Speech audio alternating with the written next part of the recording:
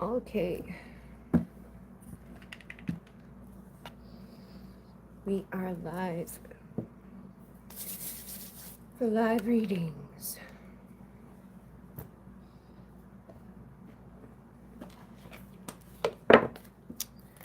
Do do do do. Do do do do. What was that?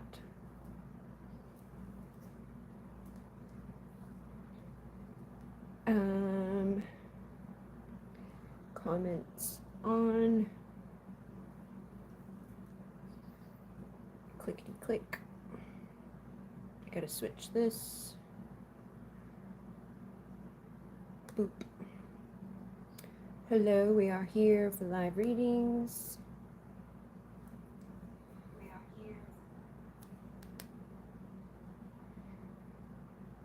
Bop, bop, bop, ba, Copy. Hello, hello. There's, I don't know if there should be super chats, and then there's links in the description box too for 3 different forms of payment. People have sent super chats in the past.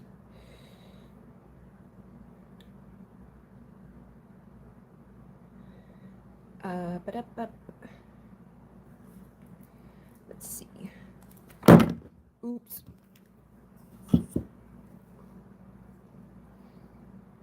I want to turn that. All right.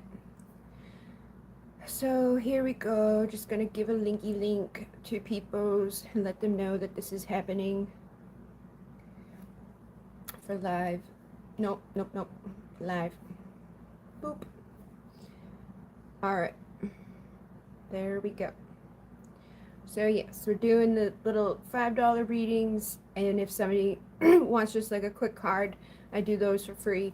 But if you want like a reading with in-depth answer, it's $5.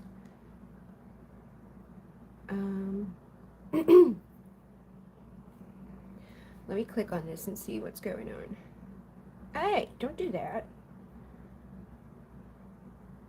Okay, yeah. I wanted to make sure that the super chat was on there, so it looks like it's on there.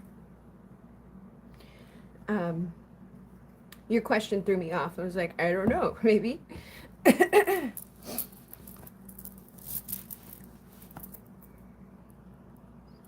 So, how's everybody doing?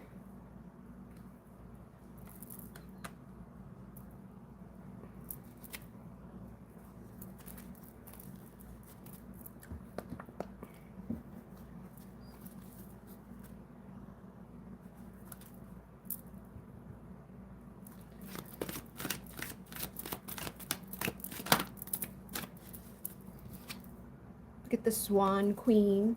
I'm still getting there, still working on myself. Yeah.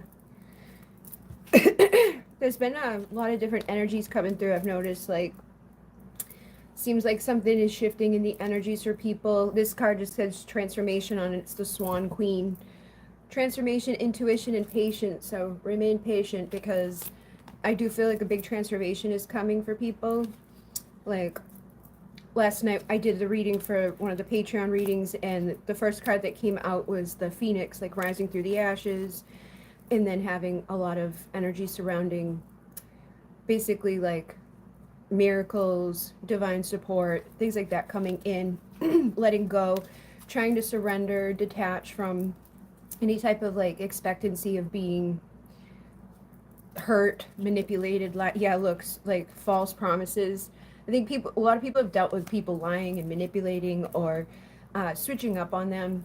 So at this point, a lot of people feel burnt out. They feel like there's been dishonesty. There's been a lot of like just falseness within the energies, but material prosperity, alignment with better opportunities, better people, better experiences is coming. But we got to allow ourselves to let go of what did happen wrong so that better things can come in. Because if we're like afraid of everybody, expecting everybody to be evil or mean, and you shut down, then you shut yourself off from all other opportunities and experiences that are out there for you. Stephen and Crystal have been fighting today. So there you go. I'm sure that makes you happy. Um, I did a reading for someone last night too. So I did a reading for like for the Patreon, then I did a private reading for someone, and similar messages were coming through. But like because that person specifically that I was reading for has worked on themselves, they've been healing themselves, they've demanded more value and respect. They're being treated better, they're making more money, their person has come back into their life, but because of how their person behaved in the past, they're nervous, like, are they going to try to like hurt me again?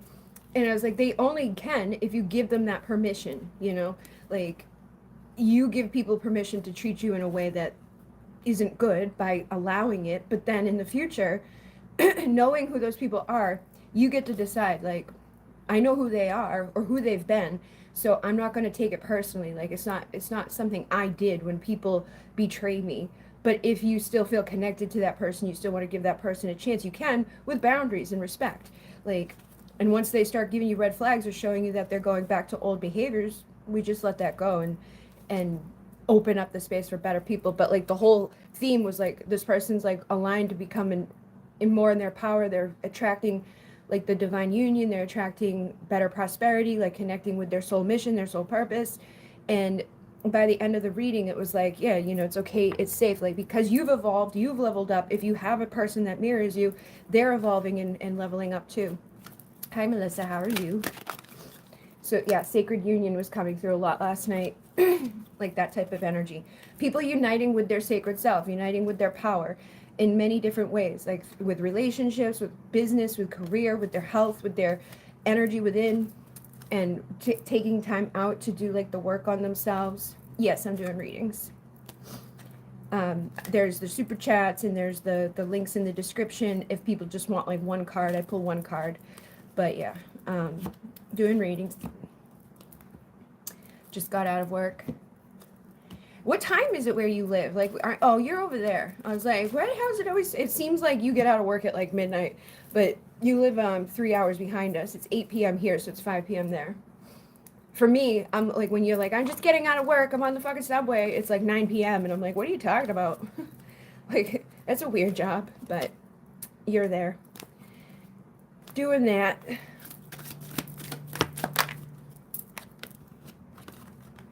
Wisdom and power of the divine, that's been coming through a lot too. Oh yeah, and I got confirmation. For a while I've been wondering like what 2027 was going to be all about, because I see 27 nonstop, and I was like, I feel like it's connected to 2027.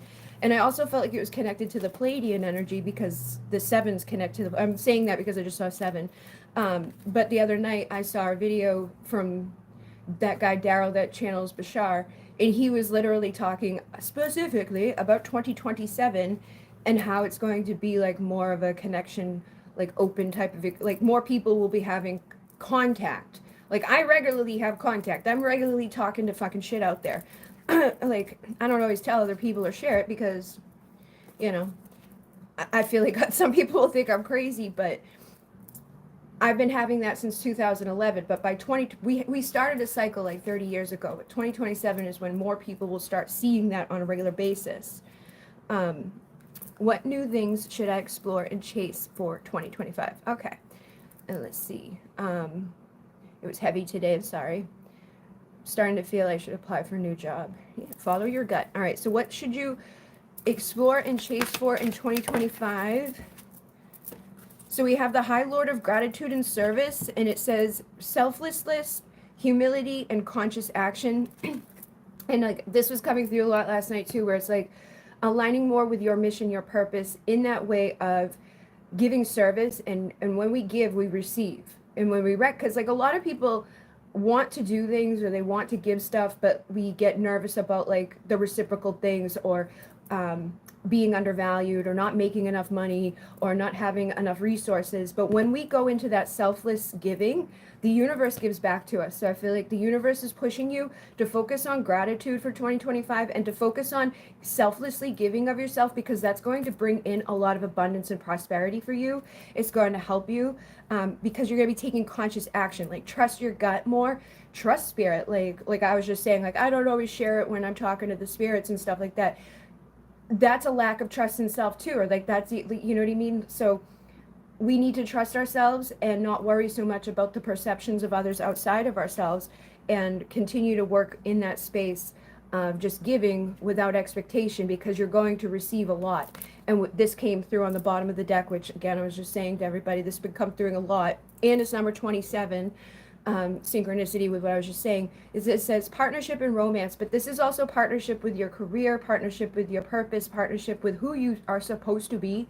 And I feel like basically they're wanting you to get aligned in that way of like truly being in your power, and discerning, you know, and taking clear action with a clear vision, but detaching from outcomes, or detaching from like, I'm going to do this because of that, or I'm going to do this for this reason, instead of doing something because we want some sort of like thing to come about from it. Let's just do it because we feel guided to do it. Let's not put so many steps on it, or it has to be perfect, or I'm going to wait until this day to do it, because then we never do it, or we limit ourselves from what could come about when we just follow our soul and our creative energy. Like, a lot of people limit themselves, or they sabotage themselves by feeling like they're not ready, or like it doesn't make sense yet, or people might judge me, or I don't know if this is going to actually pan out. So then they never take the step, and then they never know. So they're wanting you to take the step without having an attachment to what could come about from it, because when you do that, when you come from that space, usually you attract so much more. Like, the best things that have manifested in my life, or the things that really took off and did really well, was when I didn't do it because I was trying to get like when this YouTube channel grew like crazy. I wasn't doing what I was doing for that outcome. Like, that wasn't my expectation. Same thing with the other channel. When I started that channel, that was literally just so I could share what I wanted to share on a place that wouldn't be like mixing two things together. It's like I knew people here weren't going to want to see that, and it was after this one had grown unexpectedly, so I did it over there without any expectation, without any attachment to outcome, and that one grew and was like, oh, and it still grows, it's still doing good. And like, same thing with the Etsy shop. I opened my Etsy shop just because I felt like, okay, I'm gonna just do that, and it was like the best fucking decision ever. Like, there was no premeditative like, this is going to be the way that I make tons of money. It was just another avenue that I felt guided to do for my decks. But then I put other things on there, and my candles started blowing up, and my spray started blowing up, and this started blowing up, and it was like everything I was doing from that place of just taking action without it being perfect, like editing as I was going, like changing the images as I was going, expanding on the descriptions as I was going, slowly adding new things to it every once in a while.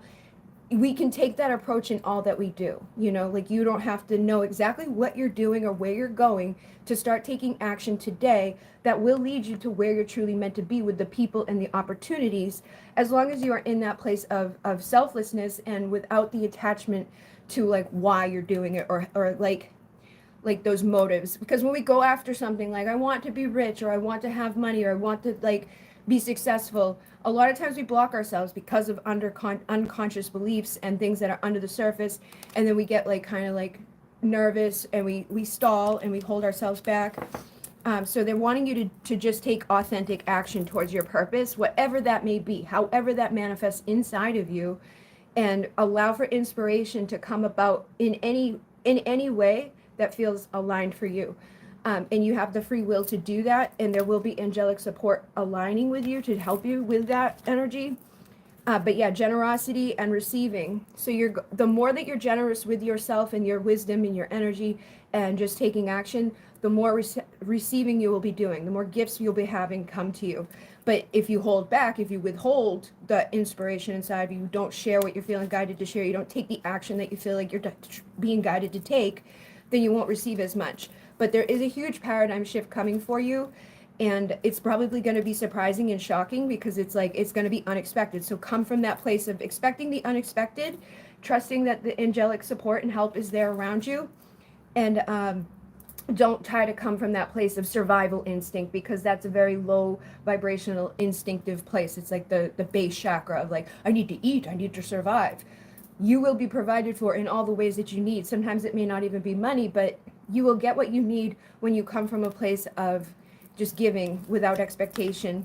And there's also a lot of kindness and consideration surrounding this energy too. So be kind to yourself, and make sure that you are only accepting kindness from others. Like, don't entertain people who are evil or dark or manipulative in any way, or that you feel like there might be some sort of benefit from dealing, like, don't put yourself aside. Make sure your boundaries are there, is what it says. Boundaries, armor, discipline. Be disciplined in protecting yourself and not entertaining anything beneath you. So yeah, there's those energies. Hello, may I get some messages about my Sag from a distance? Thank you. Sure.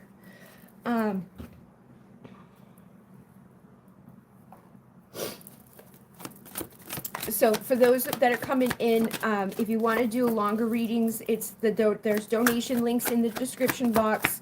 But if you just want to ask a quick question, get a couple cards, I'll do a couple for free. So for him, he says, please let me back in when I come. I'll die if I lose you forever. I know you guys were communicating, but I'm not sure if that's still happening or if he's like pulling back again.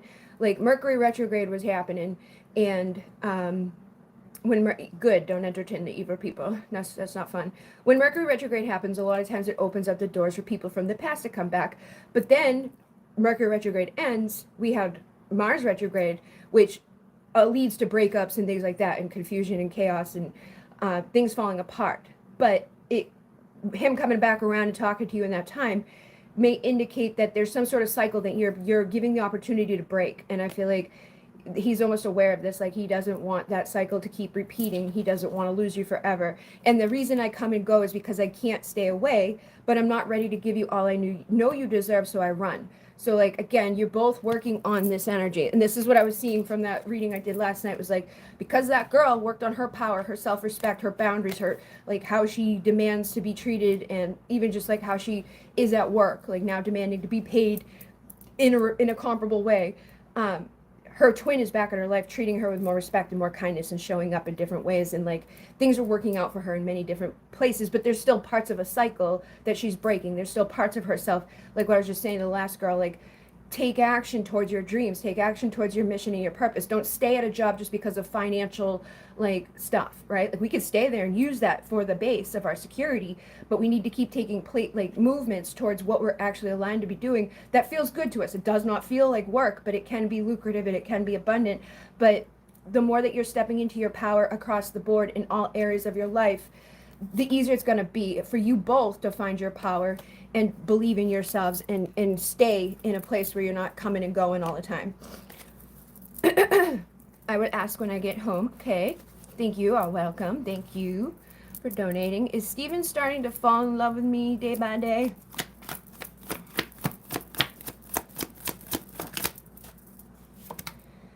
I want to tear your clothes off and have my way with you, leaving my scent and prints all over what belongs to me. And I don't like the attention others give you. I know I should be giving you more. I'm just frozen in fear.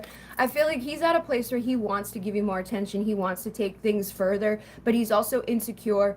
And he may even be like, because there's always the mirroring, right? Like, you worry about him talking to that bitch that's there. You're like, you're always talking about that, right? You're focused on that. You're worried about that.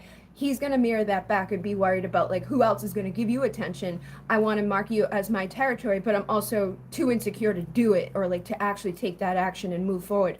So I do feel like he likes you more than he's saying, and I feel like it has been growing over time. But you need to be aware of your insecurities on your side is being mirrored back to you through him. So you got to let go of worrying about that girl, because you're actually adding energy to that girl being a problem each time you focus on that. We are on good terms, but we haven't talked in like 2 weeks. Okay. So I feel like that's why that would come through. Like, okay, like when I come back, like, cause he may be used to that cycle of like, okay, here I am, then I go away. And then I know, cause like the card that I saw next was like, I know when you're upset with me and it bothers me more than you could know. You guys are on good terms. You haven't talked in 2 weeks. I know how that cycle can go for the women usually, where they start feeling like, is he gonna do what he did before? Is he like ever gonna reach out again? Like, we're still on good terms, so we're focused on that. But underneath there is that underlying anxiety, or that underlying, like, is this just, are we gonna go do what we've done before? Like, is it gonna be another fucking year before he comes back around? We gotta wait for another Mercury retrograde. But I feel like even though you're not mad or angry, those things are under the surface, and you can't help that other than continuing to do what you've been doing, is like reprogramming that subconscious and knowing like, okay, like, I can't, if I want this to go in a different way than it has before, I can't expect the same things that I had happen to like I can't expect those same things to be happening and then get to a different outcome. So I've got to let go of that attachment, just like we were talking about in the beginning of this, is like just taking action from a place of not being restricted by what's happened in the past, forgiving, forgetting, and healing, continuing to program up here, but surrendering too, so that things can transform. Like the girl's talking to last night, she sees the transformation across all areas of her life, but there's a part of her that is still settling in her career. There's other things that she would love to be doing. So it's like her career has been deeply intertwined in the way that like her connection with her twin is, because like she was underpaid, she was treated disrespectfully, hated the job, but she dragged her feet, and I kept telling her the whole time she was there, like, if you don't quit, because that's what she wanted to do, you're gonna get fired. And fucking it happened. She got fired. Oh my God, I can't believe I got fired. But now, fast forward like a year later, she's in another job in a better place getting paid, but it's still doing things she doesn't like to do. So like he's back, he's treating her better, but they're still not the place that she would like to be. So you see that there's these like mirrors. Like he was treating her with undervaluing her, disrespecting her because she was disrespecting herself. Now things are elevating, getting better, but she still needs to choose fully to accept herself and her role and take those actions towards what she really wants to do so that he can do that too and mirror that back. All right, so what should I focus on in the new year? Thank you very much for your donation. Let's see what's going on for you. The Shadow Queen, acquiring knowledge, insecurity, manipulation. So interesting you would come in when I was just talking about like what I was talking about. Looking through the shadow and realizing like everything that we've been through, all of the ups and downs, all the times that we've been betrayed and lied to and manipulated, there's a reason for that. There's something we learned within it. And it's like we either overcome it and rise up and learn from it and stop repeating those, like whatever it was that led to those places. Like usually it's the undervaluing of self, or it's the settling for less, or it's the having weaker boundaries. But I feel like because you've gone through different things in your life, you've had those shadow experiences, you've acquired wisdom that is helping. Thank you, I'm doing good. Like you've experienced insecurity, you've experienced manipulation, but that's helped you to acquire the wisdom and the knowledge that you need to go forward. And they want you to pay attention to those lessons and the things that you've learned from those experiences and take it to the next level as you go forward. Like be aware and conscious so that we don't repeat anything like that. And then preparation, prayer, and sacred ritual with the altar priestess. Take time to do sacred things this year. Like get yourself into some sort of thing. Like I do 2 activations every month in Patreon. So like I know I'm specifically doing those no matter what. It's a commitment I have to do. But you could do that for yourself in some different way. Like every new moon, I'm going to do this thing. Or every day, I'm going to do that. Whatever you feel comfortable with doing, but come up with some sort of sacred space. It could be a windowsill. It could be the top of a fireplace. It could be a very small area. Like I have different altars all over the house. Like I have one on the fucking staircase. I have one in my little room downstairs. I have the big one.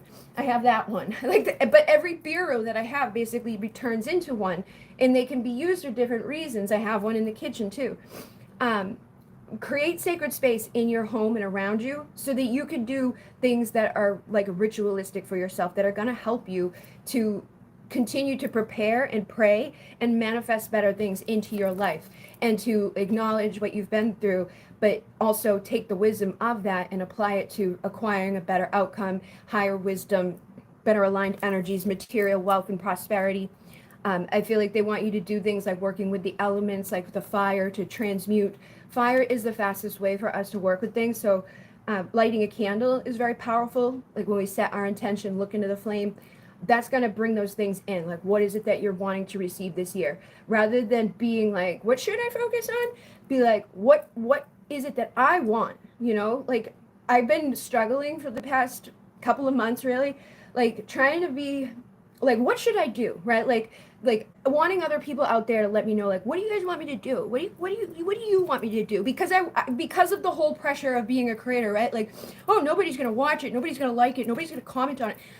So you start turning into this place of like, oh, but what do you want me to do so that you're happy? But that's not my authentic service. That's not coming from that space of like being inspired. And when you're in your authentic energy and you're expressing your creativity, people resonate and come for it because it's aligned to you. But when we're trying to force it because it's like we think someone else is going to like it, or it's going to get better results, or more people are going to like it, or it's going to do better in the algorithm, it takes away from that authentic creation. So it's the same type of thing of like, what should I focus on this year? Instead of looking outward for other people to tell us what they want us to do or what other people think we would be good for us, we need to go within and be like, what do I want to do? What do I like to do? And that's what I tell people all the time. I'm like, what's my mission and purpose? It's like, what do you want to do? What do you really like to do?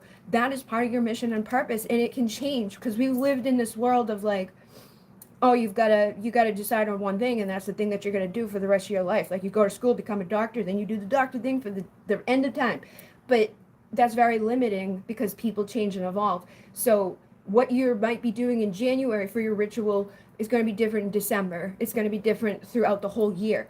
And you can allow and embrace that based off of what feels good to you, which element, like, and it doesn't have to make sense to the outside world. It doesn't have to make sense to what's going on. Like, oh, because it's summer, I'm going to work with fire because it's hot. Like, no, like you can work with water, you can work with air, you can work with whatever energy, whatever element, whatever modality that you feel inspired by that feels good to you, because that's going to bring you the prosperity, and that's going to help you to transform that shadow and be like the phoenix rising from the ashes and rebuilding on whatever has fallen in your life.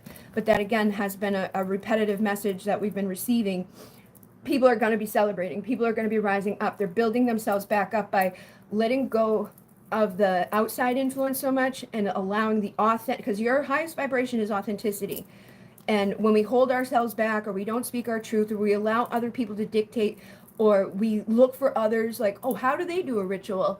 Like that, like the first person that did a ritual just did a ritual, and then other people copied it. You can be the trendsetter. You could be the originator. You could be the one that comes up with it. Like when I do rituals, I just grab whatever the fuck I feel guided to grab and do it. There are ones that I've done that are based off of what other people have had happen, or I try to like have some sort of like, this makes a little bit of sense. Like when I did the winter solstice one, I had the cinnamon because this is the time of year that we work with cinnamon. But I also brought in like this type of stuff. And I did the gold candle for the abundance. Like everything had a reasoning, but like it's not in a book. There wasn't a person out there that told it. And even when I had, because like I knew I was going to use the ribbon and the cinnamon. I knew I was going to use these things, right? But it wasn't until halfway through the fucking ceremony did I decide that what I was doing with these was binding our prayers, because I wrote on them like prosperity, purity, babada boopity beep, different things onto the cinnamon themselves. And then I wrapped them and bound them so that everybody that was part of that ritual was bound to those intentions for the rest of the year. And I did other things too, like I burnt stuff. I had like this for the fertility, giving birth to things. I had the dudes there for divine union, balancing the feminine and masculine, because where we are right now too, we're still coming out of the shadow period from winter solstice. And it's about embracing that darkness, that stillness, going within to the shadow, but then inviting back the light, inviting back like the illumination, the clarity, the healing, the abundance, the good things. But it is a time of balancing feminine, masculine. It's a time of uniting. It's a time of healing and transforming. But basically, they want you to do what you're inspired by. It was funny because then last night when I was cleaning, I had this little dish from my mom that was full of crystals.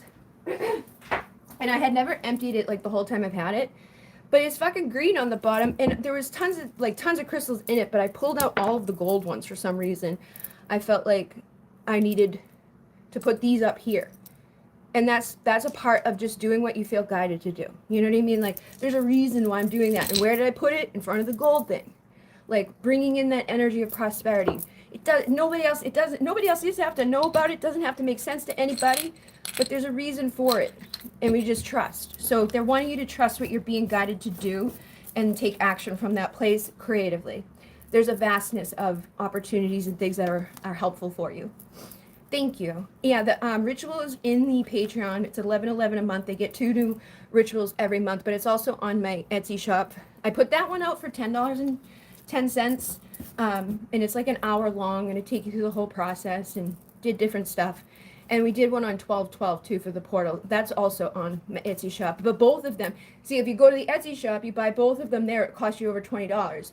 You go to Patreon, you'll get them both for $11 this month, and then next month you get another two, plus all the readings that I do every week. Every week I do, like last night was Soul Sunday. I have the Mystic Monthly once a month. We have Twin Flame Tuesdays. We have Wisdom Wednesdays. We have Freaky Fridays and Starseed Saturdays. Hello.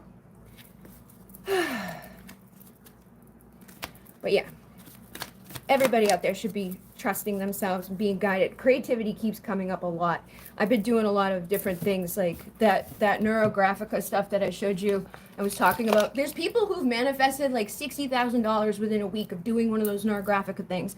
Like it is a powerful way to manifest. There's people who've manifested full ass relationships from it. Like all these things have come about. So, and it's not hard to do. There's a video on the channel where I show you how to do it. But this is one of the ones I did after that video for abundance. So I brought all the green and then the blue to speak my truth. And so that my truth and my abundance are interconnected. And then the purple is there for like intuitively guided. And then I did this one. It is easy. You don't have to be an artist. You just need fucking color pencils and a black marker, and you take the process. But yours will be unique. But they can help you in making money, and bringing in love, healing relationships, healing your physical self, overcoming anxiety. You've been doing some of those. Good. Going to do more. Yeah. And like set the intention. See, abundance says joyful activity, celebration of life, abundance. We can be abundant. We can receive blessings. We can bring in that gold and that prosperity by using our creativity. And when you do things like that, it inspires you in other ways. Like I've noticed myself getting more things done. I've noticed myself having different types of ideas. I've noticed more abundance coming in. Like it's that intention setting and then taking action in the physical world that really helps us. Much peace and raised. Hello, how are you? Oh yeah, and Johnny and Chris are part. So people who are part of my Patreon in the 555 and up, they get to ask a free question on here. So anytime I go live, they get a free question, which is on the Monday nights. So if Johnny or Chris have a question, they can put it into the comments. And I do, like, if other people aren't part of the Patreon or they don't want to do a donation, I'll pull like one card for them if they have a question. But yeah, we're doing all different types of stuff. I gotta continue making all my Christmas gifts. You're open to receive? Okay. So we have small steps, asking for help. And then generosity, receiving, and withholding. So I know you saw the reading I did last night for the Soul Sunday. I feel like this is kind of similar to that message of like, we got to start taking those small steps towards what we're wanting and what we're trying to create and manifest into our lives. But we also need to ask for help. It's okay to ask for help. It's okay to be like in a place of needing help. You know, sometimes we let our pride or our past experiences, like maybe somebody was generous to us in the past, but it was manipulative, or there was strings attached, or people made us feel like a piece of crap because we couldn't like do something specifically, kind of like in our society, like, oh, you just kind of suck if you can't do things, or if like you're incapable of acquiring or accomplishing something on your own. But like most people need help. Like doesn't even matter. It doesn't even have to be help from people, but it would be help from like learning, reading a book, Googling, experience, you know, things like that. So when we realize that like nobody gets to edit, like there's not a person that just comes out all pre-programmed, ready to go and successful. Like, oh, that person's going to be a billionaire because they were born. Like, well, some people who are born into that situation maybe, but the people who are going to actually apply themselves and create something in this world, they need help. And so it's okay to receive that help, and it's okay to take small steps towards creating something that is going to be worth having. But if we are withholding that acceptance of needing help, or we're withholding asking for help, whether it be from spirit, within ourselves, from Google, from any of the things that are available to help us, then we will block ourselves from receiving the generosity that is available to us, because there are generous things in this world. There are people out there that will help. There's programs out there that will help. There are books that will help. There's videos that will help. There's cards that will help. There's so many, and we can look at that too and recognize that. That was another part of the message, is like, instead of looking at the issues or like coming from a wounded place, right? Like if we've been through something in the past that didn't end out well, or we tried to get help in a way, but it ended up making things worse. Sometimes that can leave us feeling like, I don't want to ask for help again, or I don't want to do that thing because I don't know where it's going to go. We need to let go of that and then just be grateful for all of the opportunities to learn and grow and receive generosity and taking those small steps. But yeah, scarcity consciousness is here with obsessions and attachments. So just looking under the surface, wherever you've been blocked towards making and asking for help, wherever you've been withholding on allowing, because that's, and sometimes the scarcity mindset just manifests in that way where we think we're not worthy of help, or we think that we're not worthy of anything else. Like some people will say things like, oh, like I just want a tiny house, I don't need a whole lot, like I'm happy with a little bit, like I don't need a fancy car, I don't need this stuff. But they still probably want those things, but because they're not expecting those things for themselves, they limit themselves off the get-go by just saying, oh, I don't, and settling. Like I don't need a big thing, because if I don't put those big aspirations out there, if I don't set big goals or big wants, then I won't be as let down when they don't manifest. So you're already coming from a place of scarcity by not setting bigger goals for yourself or expecting that you can have those results, that there is like generous things happening on the planet all the time. So I feel like they want you to start taking baby steps towards recognizing, where are you limiting yourself? Where are you cutting yourself off? Where are you afraid to like try to get to the next level? You know, like where are you settling in your life? And it could be in many ways. Like it could be in relationships, it could be in like the things that you're wearing or the things that you're wanting, where you see yourself in the future. It's okay to take the small steps and to get out of that energy of scarcity and allow the abundance that wants to be coming in to bless you, so you can go through the resurrection. This was that main energy that came in. Like surrender to that change of changing our expectations, surrender to the change of allowing things to manifest, of allowing us to come out of survival instincts or basic, like, I just need to eat and I'll be okay. And because what happens too is when we get down to that place of just basically getting by and just in that scarcity mindset, in that lowest place of, okay, I could eat and I'm warm and like I'm living, I'm surviving, our subconscious is programmed to just like make it so that we make it through the day of that survival. And that could be very limiting in itself, because it's like, well, we went through the whole day and we lived. May not be the best experience, we may not have everything that we would like to have, but because we survived it, there's not like a huge push inside of us to do anything differently the next day. So we fall into a cycle of staying in that expectation and staying in that place of just survival. So allow yourself to come out of that and allow yourself to know that you are worthy of having assistance and that you are worthy of having more and receiving, you know, abundance and blessings and opportunities. There's angelic support and help that wants to help you to get those things. And yeah, again, any scarcity places that are in your mind, let those go so you can have joy, celebration, and abundance. So let's see. I'm learning to ask for help because I don't like doing it. Yeah, nobody, I don't, well, some people might, but look at angelic help just came through. Like we can ask our guides for help, right? And see, there's some people out there who are even like afraid of doing that. Like, I don't want to call on Archangel Michael because there's probably so many other people calling on Archangel Michael. But like, we live in a fucking world where we see like there's just one of us. And so we know how the pressure of one of us is. But we're in a multidimensional experience, and there's infinite timelines and parallel realities. And these beings that are infinite, they're not bound by space and time. Time is an illusion. Space is an illusion. Everything, like us being physical is an illusion. So we can break out of that limitation and know that like it's okay to ask for help and get better at it over time, taking those small steps to like do it with spirit first and see how that manifests, and then find people we trust, or even just resources, books, Google. Like I get shocked sometimes at the things that people ask me, and I'm like, just fucking Google. What the hell is wrong? Just Google. I'm like, or better yet, go onto YouTube. There'll be like 1,000 videos that will take you step by step. You can build a whole house. Like, anything you want to do is available to us. But because we get into that place of not expecting to be helped or limiting ourselves, a lot of us don't. I've seen a lot of people just don't take that action.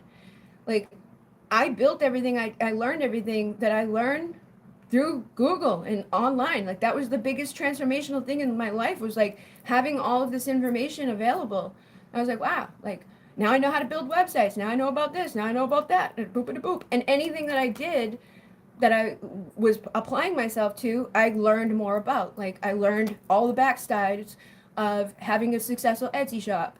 There's people out to teach it for free on fucking YouTube and on Google. So don't limit yourself to thinking like I have to find a person that's going to specifically help me, because there's already a billion things out there that can help us that we don't even have to ask them. We just allow ourselves to Google, allow ourselves to go search for the answer.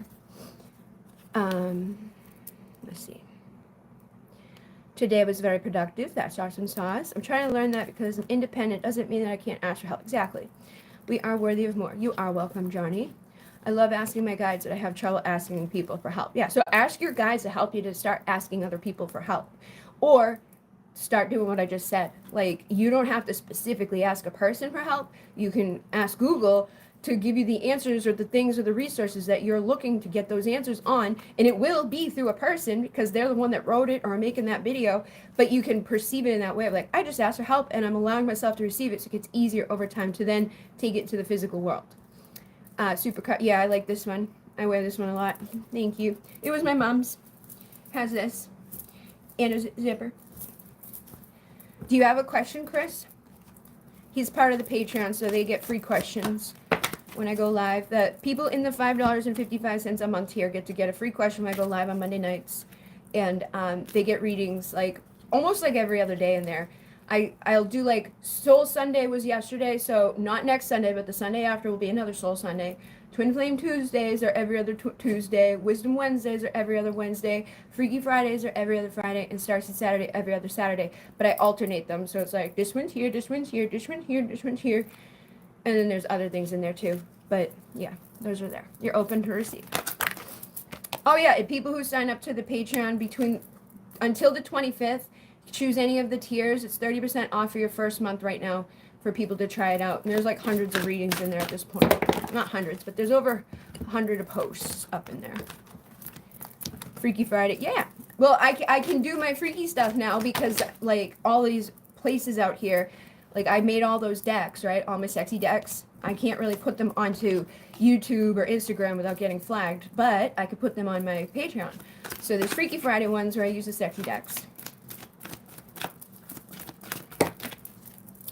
All right, we got the Cosmos Creativity Vastness. Patreon's amazing. Thank you very much. So this was coming through a lot tonight already. We were talking about it. You think it's funny? Yeah. When I was always saying like freaky deaky when I was doing the 18+ readings on YouTube. So I called it Freaky Friday. But this has been coming through a lot already tonight. I don't know how long you've been in here, Chris, but I was talking about like that Neurographica stuff.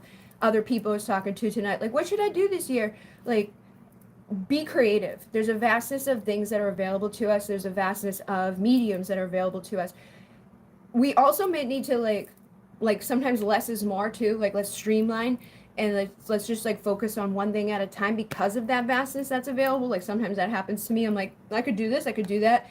I have this, I have this, I have that. It's like I've accumulated so much stuff at this point, or so many options at this point, that it's like I get frozen and stuck and I don't really take any of those options because it's like being pulled in different directions. But when I do take that step and I do the thing that I want to do or try out, whether like sometimes I go in Canva and I'm designing stuff in Canva, it's a meditative flow, and it actually helps because like the other night I ended up making a whole bunch of things and then changing the thumbnails on videos for the Noosterites on the Divine Essentials channel, because I know that the fucking original thumbnails that I made for it were bad, like they weren't good, and that will limit how many like views those will get in the future. So me going and being inspired by pictures and art and things like that, and then taking it and being like, oh, let me do this, inspired me to go do that, which will help in the future. But like we can use creativity in that way of we're doing this just because we want to do it, we feel guided to do it in the moment, but it will open up pathways for us to be inspired to do things that are going to help us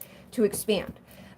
So have positive expectations at this time, because it's got and positive expectations towards finding clarity through creativity and the vastness that's available to us, and just allowing things to kind of whoop. Yes, I've been having tons of ideas for my woodworking, almost too many. See, so like what is like maybe you already have something available to you, or something that's easier to go like start off with, right? And then that can expand because it's like we have taken the steps, we're doing the process, and now that can move into something better. Like if you know you have all the tools and all the things to create something, like my cousin used to make little reindeer out of tree stumps. Like, and they weren't like huge tree stumps. It was like he had like a little one for the nose, a little one for the body, sticks for the legs, stick for the neck, sticks for the ears, and it was a fucking reindeer. People loved them, people bought them, and then he could take the money from those things that people bought and turn that into something bigger.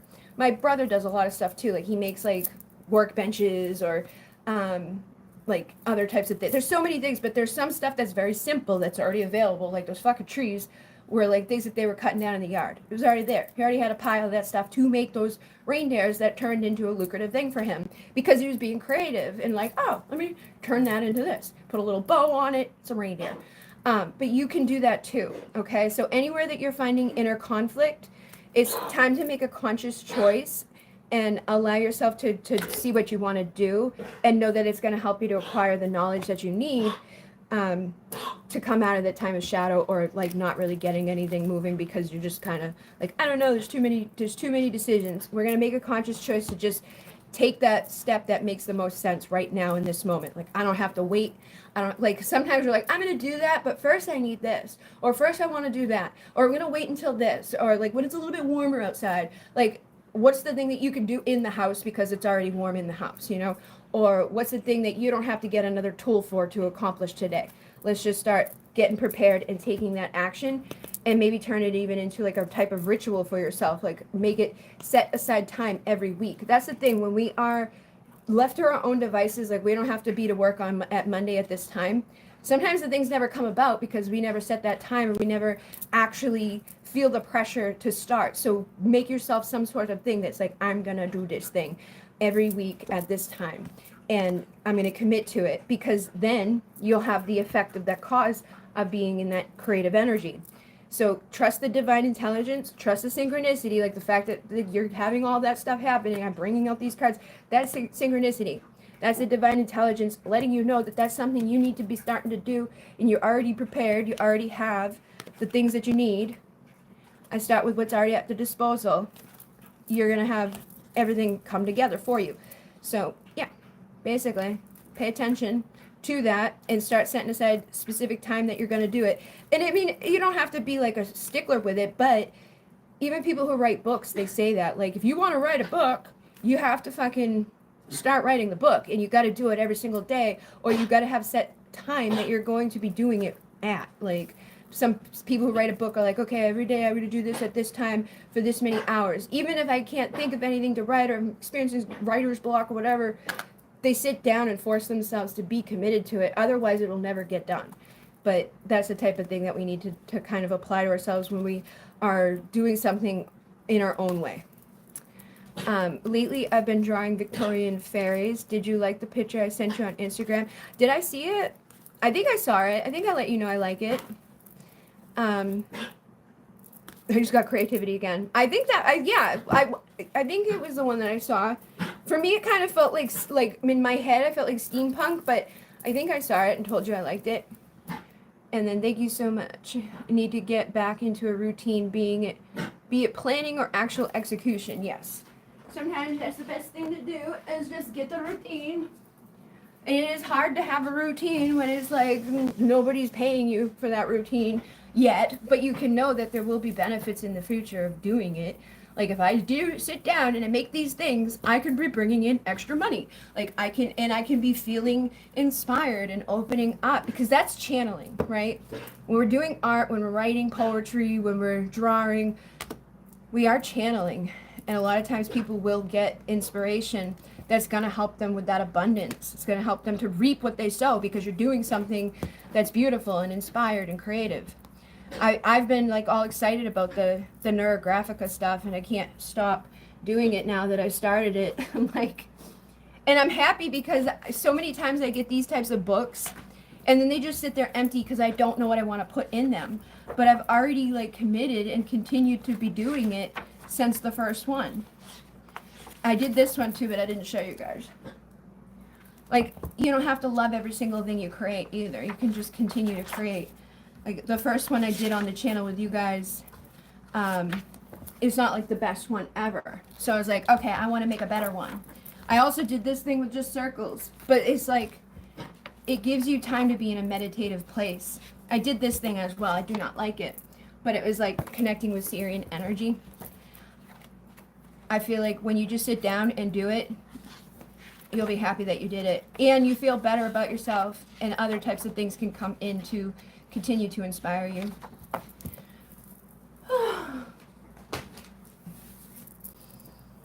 Thank you. Exactly, get the motivation going, yes. I also have all the stuff that I need right now. I'm making candles and body butters.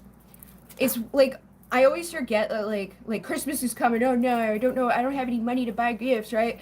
I don't have to. I have everything I fucking need to make people gifts. Stuff that I know that they'll use. A candle, body butter. Like my stepmother, I saw her like in the summertime, and she was like, "Can you make me body butter?" Because she had found a little one I had given to my sister years ago, and she's like, "It's like it works so good. Oh my god!" So I can make that for her, but also make it for others in my family, and have some available for people who might want them, like, because there's all different ones, like my hair therapy mask. There's like the body butter, the earth goddess, the all the different things that I used to make and bring with me to places would always sell out because people love them so much. And so, like, just make those. You don't have to go spend more money, because I literally already have tons of stuff. I have a huge thing of cocoa butter, 2 things of coconut oil, all of the essential oils, the arrowroot powder, the beeswax. I have a big, huge stand mixer. I got all the jars. I get jars up the ass. So many things. I use my regular art for healing too, yes. Oh, hello. A few weeks ago, I asked if I should do a relationship check-in with my Libra. He ended the relationship. What actions will he take towards me? He wanted to stay in my life and was very loving towards me. He ended the relationship. What actions will he take towards me? All right. Did you send me a donation, or is that someone else? Hold on. Who is that? Brianna. Okay, are you Brianna? Yes, you are Brianna. All right, so the $5 thingy from her. Thank you very much for your donation. And let's see. What actions will he take towards me?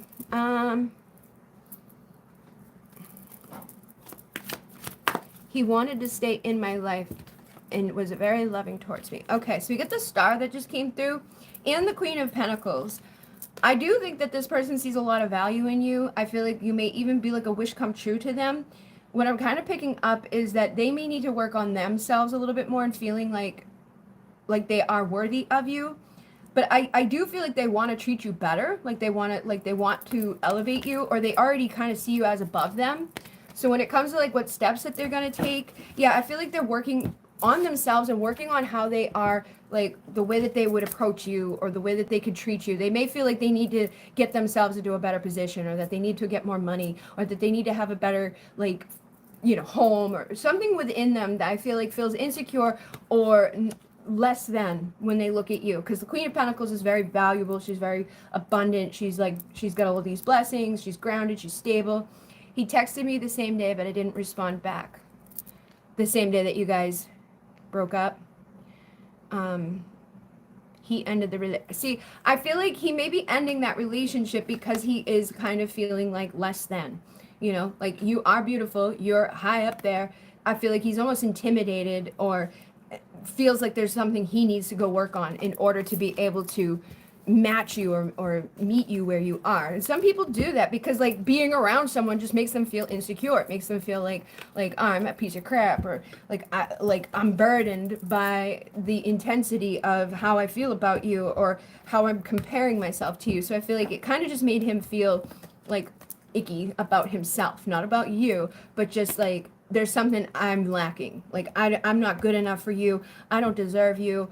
And when that's happening, it's hard to be in that experience for those people. So I feel like he is planning on working on himself and planting seeds of potential to grow and evolve, so that things can turn around in his own life and he can come back around and not feel so like less than, or intimidated at the idea of being with someone like you. Yeah, so that could be a thing too. If he's older than you, he may be also insecure about his body or his performance. You know, I don't know how old you are, but like when men get older, their energy shifts. They have less testosterone. They feel like like, and then there's like that fear of younger guys competing for you, or even in the fact that he is 17 years older than you. A lot of times women are more mature than men, so he may even feel like inferior in that way. Like, how are you so smart? How are you so wise? How are you so mature when you're fucking almost 20 years younger than me? And that could be another problem too, where he's worried about how other people are going to look at this situation. Like, am I going to be like laughed at, or people going to like think I'm a jerk, or that I'm doing something wrong? Because look at our society. Everybody's been talking about that specifically. Back in the day, wasn't talking about as much as it is now, where people are like, oh, this guy is doing this, is doing that. I feel like if it's a child, like a teenager and an adult, that's concerning. But when it's somebody that's like a mature person, like over 20, those people can do what they want, and sometimes it works and those relationships play out okay. But I do feel like there's a lot of pressure that didn't used to exist surrounding that, especially for the men that are going towards younger women. It's been in our society. A lot of people have been doing it. Yeah, 31 or 48, that makes sense. Like, a lot of people aren't going to look at that from the outside and know that, unless like you tell them, or they already know what your ages are. But because of the way that our world is and everybody's all interconnected and into each other's business, there's a lot of pressure on people now to like not do things like that, or that we're going to be judged, we're going to be criticized. So I feel like he's worried about a lot of that. He's worried about being criticized. He was trying to get into his second career. Yeah, I think that also sometimes you need to realize, like, when there's things like that going on in a man's life specifically, that causes them to feel a little bit like unsteady in their life, because he had a career, he was doing his thing, he knew what he was doing, he's retiring. So that's a big turning point in a guy's life anyways, the retiring age and all of that. But when a guy's like starting off in another career, or trying to figure out what they're doing for their stability, their security, how they're going to provide and do all of that, that's a vulnerable time for them too, in terms of relationships, because they're ingrained to, like, from back in the day, be able to go and hunt, get the meat, bring it home, and protect and provide for the family. So right now, if he's not really sure what he's doing to be bringing home that thing, then that's going to also cause him fears and insecurities. So I feel like he's got a lot of fears and doubts. Um, Society putting a stigma on those relationships. Yes, there is a lot of that around there. And so I think he's holding back out of that fear and out of that doubt and out of all this other shit that's going on. He said he came to a point where he wouldn't let himself fall in love, but I could feel he was masking his true feelings. Said his last in love 20 years ago with his ex-wife. So, and that, sometimes that happens with guys too. It's like they get hurt. They go through something really bad and they don't want to ever experience that again. So I do believe he's protecting himself. He's like putting up walls, and also worried about his stability, his security. He doesn't want to go through more tower moments, or heartbreak or anything like that. And if he really likes you and puts you up on that pedestal, he has already put you out of his reach. But with all these other things going on, it's making him feel like even less valuable or worthy of. So I think he just needs to work on that and find some clarity and illuminate, come into his power again, so that he can try to meet you where he has perceived you. Because it's like, nobody's better than anybody. But when we put people up there, we put them out of our reach. We're the ones doing it. We don't have to do that, but he just needs to get that into his head. He needs that clarity. She was an addict. Yeah. So obviously that was difficult for him, emotionally draining. I feel like he does want like to heal from that. Justice can be served here, but he does need to heal his wounds. And he also needs to come into a better place within himself about who he is. Like the Knight of Pentacles, I feel like it's going to take him a little while to get here to that King of Pentacles again. But when he does, he'll be ready for more. He'll be ready to take that next level commitment towards things that he's wanting, but it's under the surface too for him. Some of it he's not even conscious of, I don't think. I think it's more so like he's in an unfamiliar territory, and it's causing him some like insecurity and nerves, because he's like, oh my God, this is like, I'm nervous. I don't know what to do with this. So just give him some time to work on himself and to get into a better position so he can make a better judgment call moving forward. And just give him grace. Yeah, there's a lot of fear. Fears of commitment. And but also remember on your side too, like, we don't have to entertain that, right? Like, he's coming with a lot of baggage. He's coming with a lot of issues. He's coming with all this stuff. And if he is in that energy, we don't have to wait for him to not be in that energy. We can go find someone that's ready right now. But I find that what a lot of women do is when they deal with a guy like that, that it's like, it doesn't make sense to us. It almost causes us to kind of spiral into a place of like, what the heck? Like, why are you doing this? We want to justify it or get to the place where we get that, like, we get the gratification of knowing that we're not crazy. Like, I know you like me. I know you, like, want to come forward. I know that this could work. Like, why are you making it so weird? But then we waste all our time with somebody that's stuck. So don't waste your time with that either. You know, continue to work on your own energy and like finding what makes you happy and fulfills you. Don't be afraid to walk away from this, because it's not emotionally fulfilling to deal with somebody that's doing that, you know.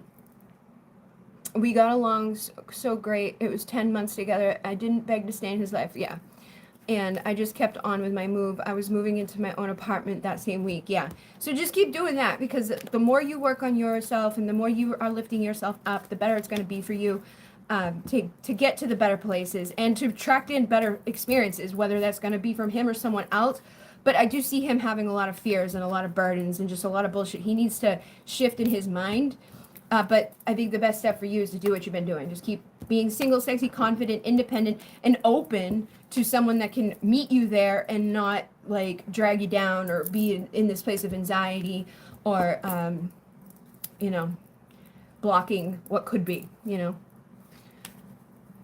I guess Steven isn't going to work tonight because they wanted him to come back after he just got home this morning. I understand he's 26 and assistant manager of Taco Bell, which I'm proud of him. Yeah. Stay home. It's Christmas time. It's Christmas time. You're back home. Okay. You're welcome. Yeah, you deserve somebody that works with you. You know? True. We need somebody that's going to show up and stay there and not cause a bunch of fucking chaos or limitations. And again, we sometimes just have to allow ourselves to like shift our perspective a little bit. Like what is attractive about this? Not much. like we like the person, things are going great, but then when we see like where things lead, like sometimes we bump into those places because there is stuff under the surface that's not going to come up until we get to those deeper levels of a relationship. And that's why relationships end, because it's like, oh, we hit the power struggle, or we hit the part where things are supposed to progress forward, but you're not capable of that because of all your trauma and all the baggage that you're carrying. And I can choose to entertain that and feel bad about it and stay around here and hope for the best, or I can let you do what you need to do and focus on me and be open to receiving someone that's not going to be a part of the mix. You know, and if it's truly meant to be, it will be. He'll get himself together and he can come back around in the future. But sometimes it's just a matter of shifting our perspective so that we don't stay in a place that's just going to be limiting to us or make us feel bad about ourselves or damage our emotional like growth in some personal like way because of what is going on with someone around us. So yeah, keep moving forward. It was so sudden, but I'm not in the business of fixing anyone anymore. Yeah, we can't fix anybody. Even if we try, we can't fix them.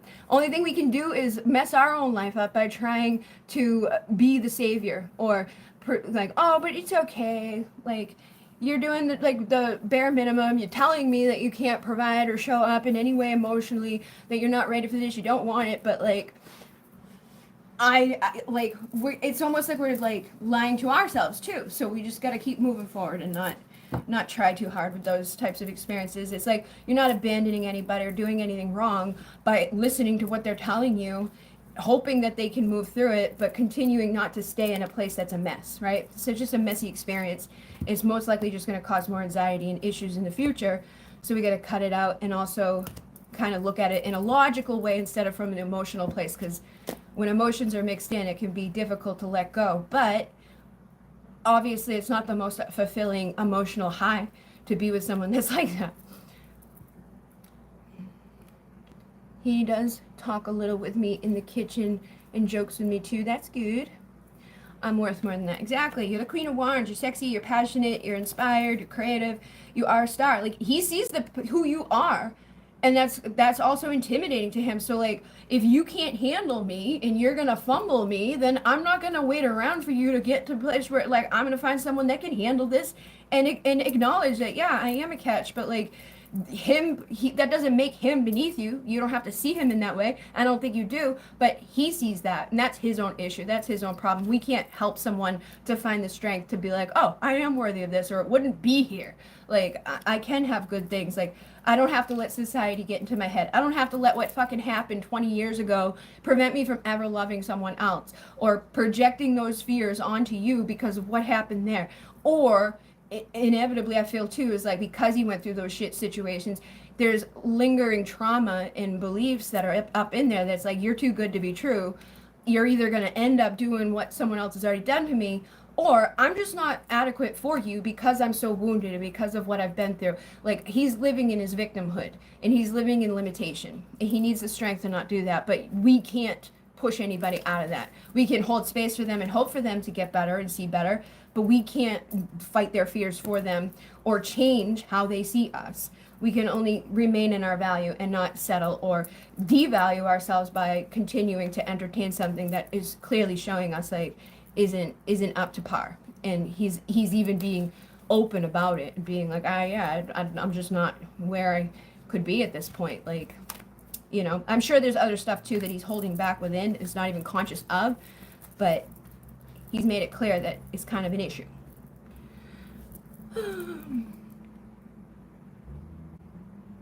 Is this a general reading?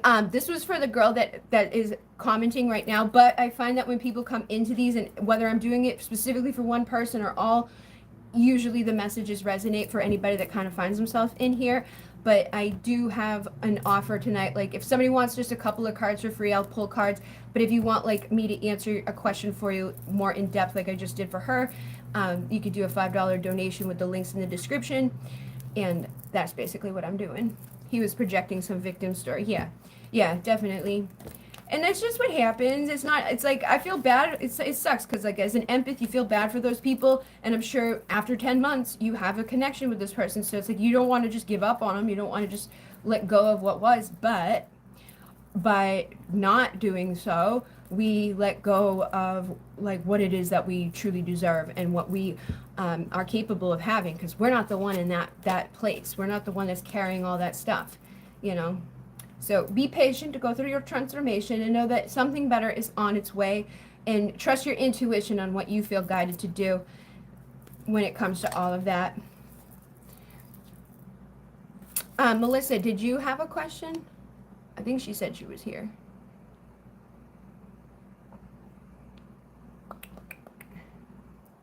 Okay, let me put that off. There's so many freaking things. Boop, boop, boop, boop. Ah! Sorry. Got messed up. There we go. It's 911. Things are coming to fruition. Abundance is on its way. We've been reaping what we sow. And again, right, like when we don't value ourselves enough, or we entertain people that aren't capable of giving us what we know we should have or deserve, then we reap what we sow by not receiving that abundance or that blessing or that true love or that healing that can come. So everybody's consciously choosing every moment of every day what they're going to be entertaining or not. And I feel like the more that we can consciously choose ourselves and our own respect and our own boundaries, to see ourselves as sexy and passionate, inspired, we align ourselves to bring someone in that can mirror that back to us. Somebody that's not going to be all guarded and held off and like ready for something to just kind of fall apart just because there was conflict in our past or other people have hurt us. We don't have to keep bringing that story or those games into play. We can bring someone that's just as inspired, creative, and ready for what's next. So some people could be aligning with a new beginning in love, taking things to the next level with people who are also ready to go to that place, that are ready to surrender their fears and anxiety. And I feel like other people are bringing in new love or thinking in a new way that's helping them to bring in a higher vibrational connection that's like, say like the high priest and the high priestess, or the hierophant is the high priest. This is like the I am presence energy. This is like the 5D, divine feminine, divine masculine. This energy has been coming through for the past couple of days, where it's like we are elevating to that next level because we've been in the darkness, because we've gone through the shadow, because we've seen the bullshit and we have surrendered and healed. We're transforming, and now we're attracting in that next level of things. We're attracting someone that can meet us up there. We will still have the value and the worth and all the good stuff within the material physical world, like a King of Pentacle, Queen of Pentacle energy, which is going to be abundant and healing and, you know, lucrative and all of those things. But there's also going to be, and we're also shifting like astrologically too.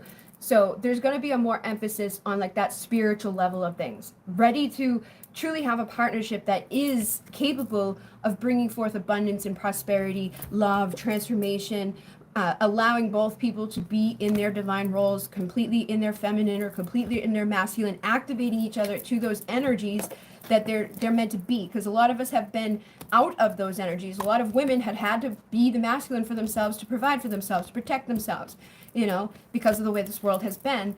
And then the men, there's been like a thing in our world where men are being more pushed to be more feminine and like be they're like being manipulated in a way. Like, I really feel like there's an agenda surrounding like basically population control, but because of that, there's so many things that they're doing, like chemicals, stuff like that, that's making men have less testosterone. So it's making them less likely to fight or to pursue things that they normally would, or to feel ways that they had in the past. Like, without their testosterone, they don't care about all of the stuff that they should care about, and then they're passive and they don't come up into a place, you know, that they should be. But there are some that have overcome that, have seen through it, and are rising to that level where we can go to the next level commitment in our connections. Hello, Melissa. Hello. Can I get a reading on who should communicate first, and what is he feeling towards me after he saw me on my live? All right.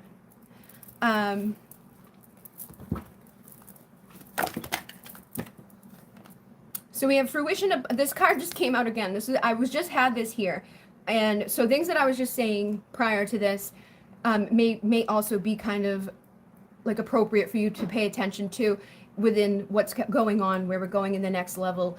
Especially because I was saying like women being in their feminine roles, men being in their masculine roles, like allowing ourselves to go there. Because we've also had things in our society that's been making people like steer away from that.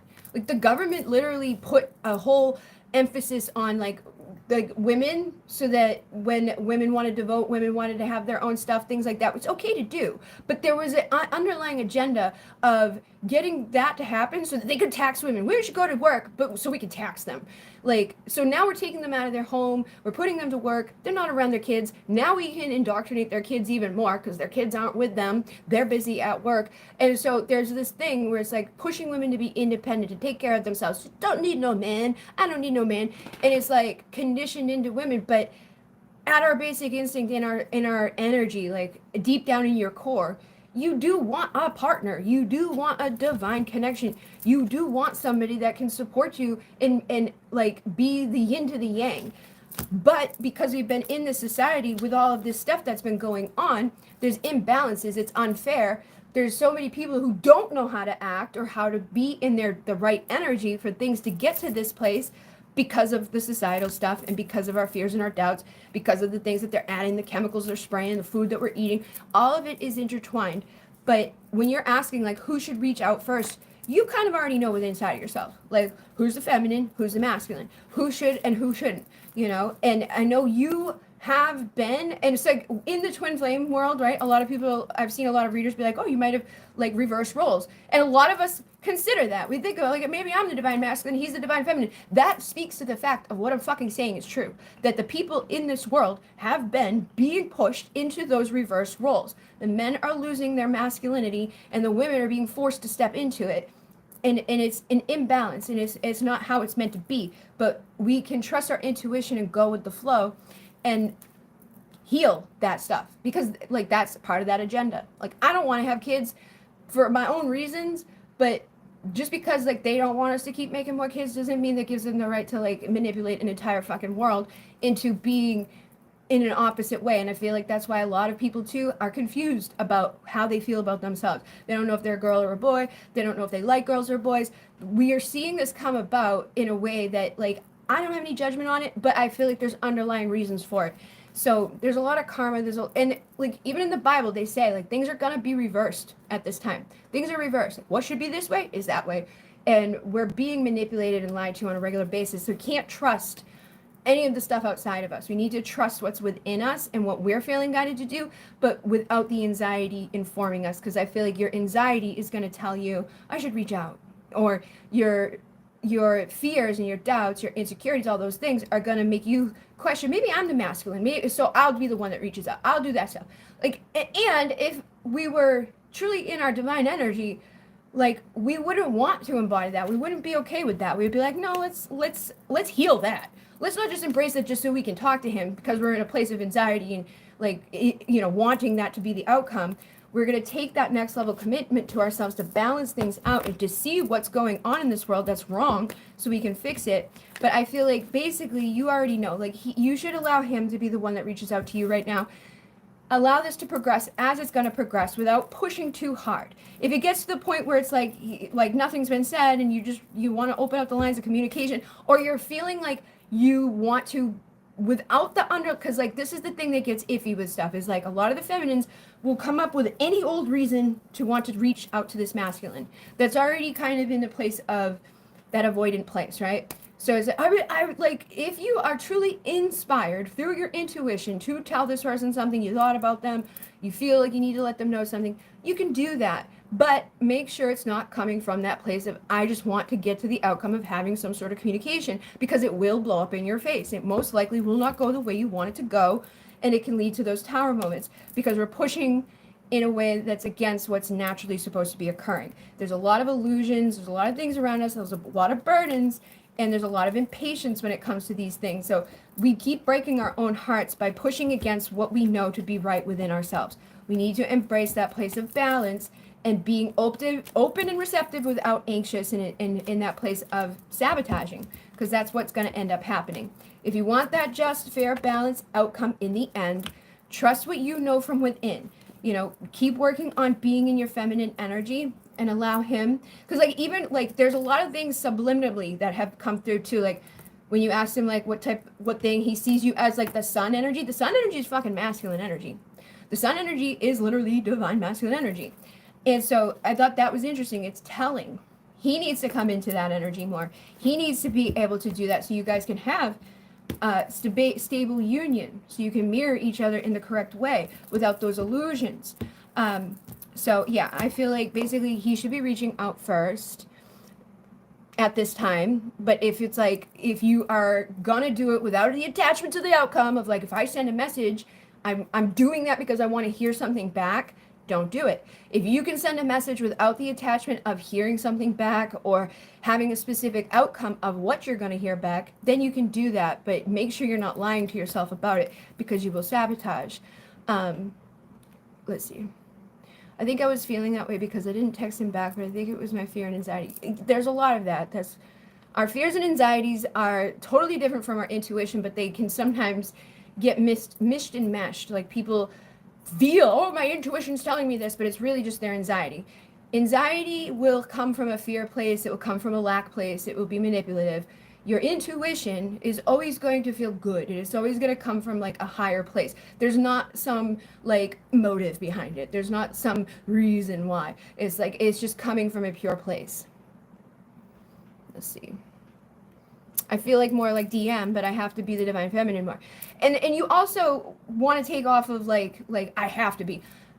I've noticed with you in the past, there's been a lot of times you're like, how can I be more feminine? Or like, I want to embrace more femininity. Through that intention alone is enough. And your masculine or your twin flame should activate your feminine within you, which I think he does. We see that happening.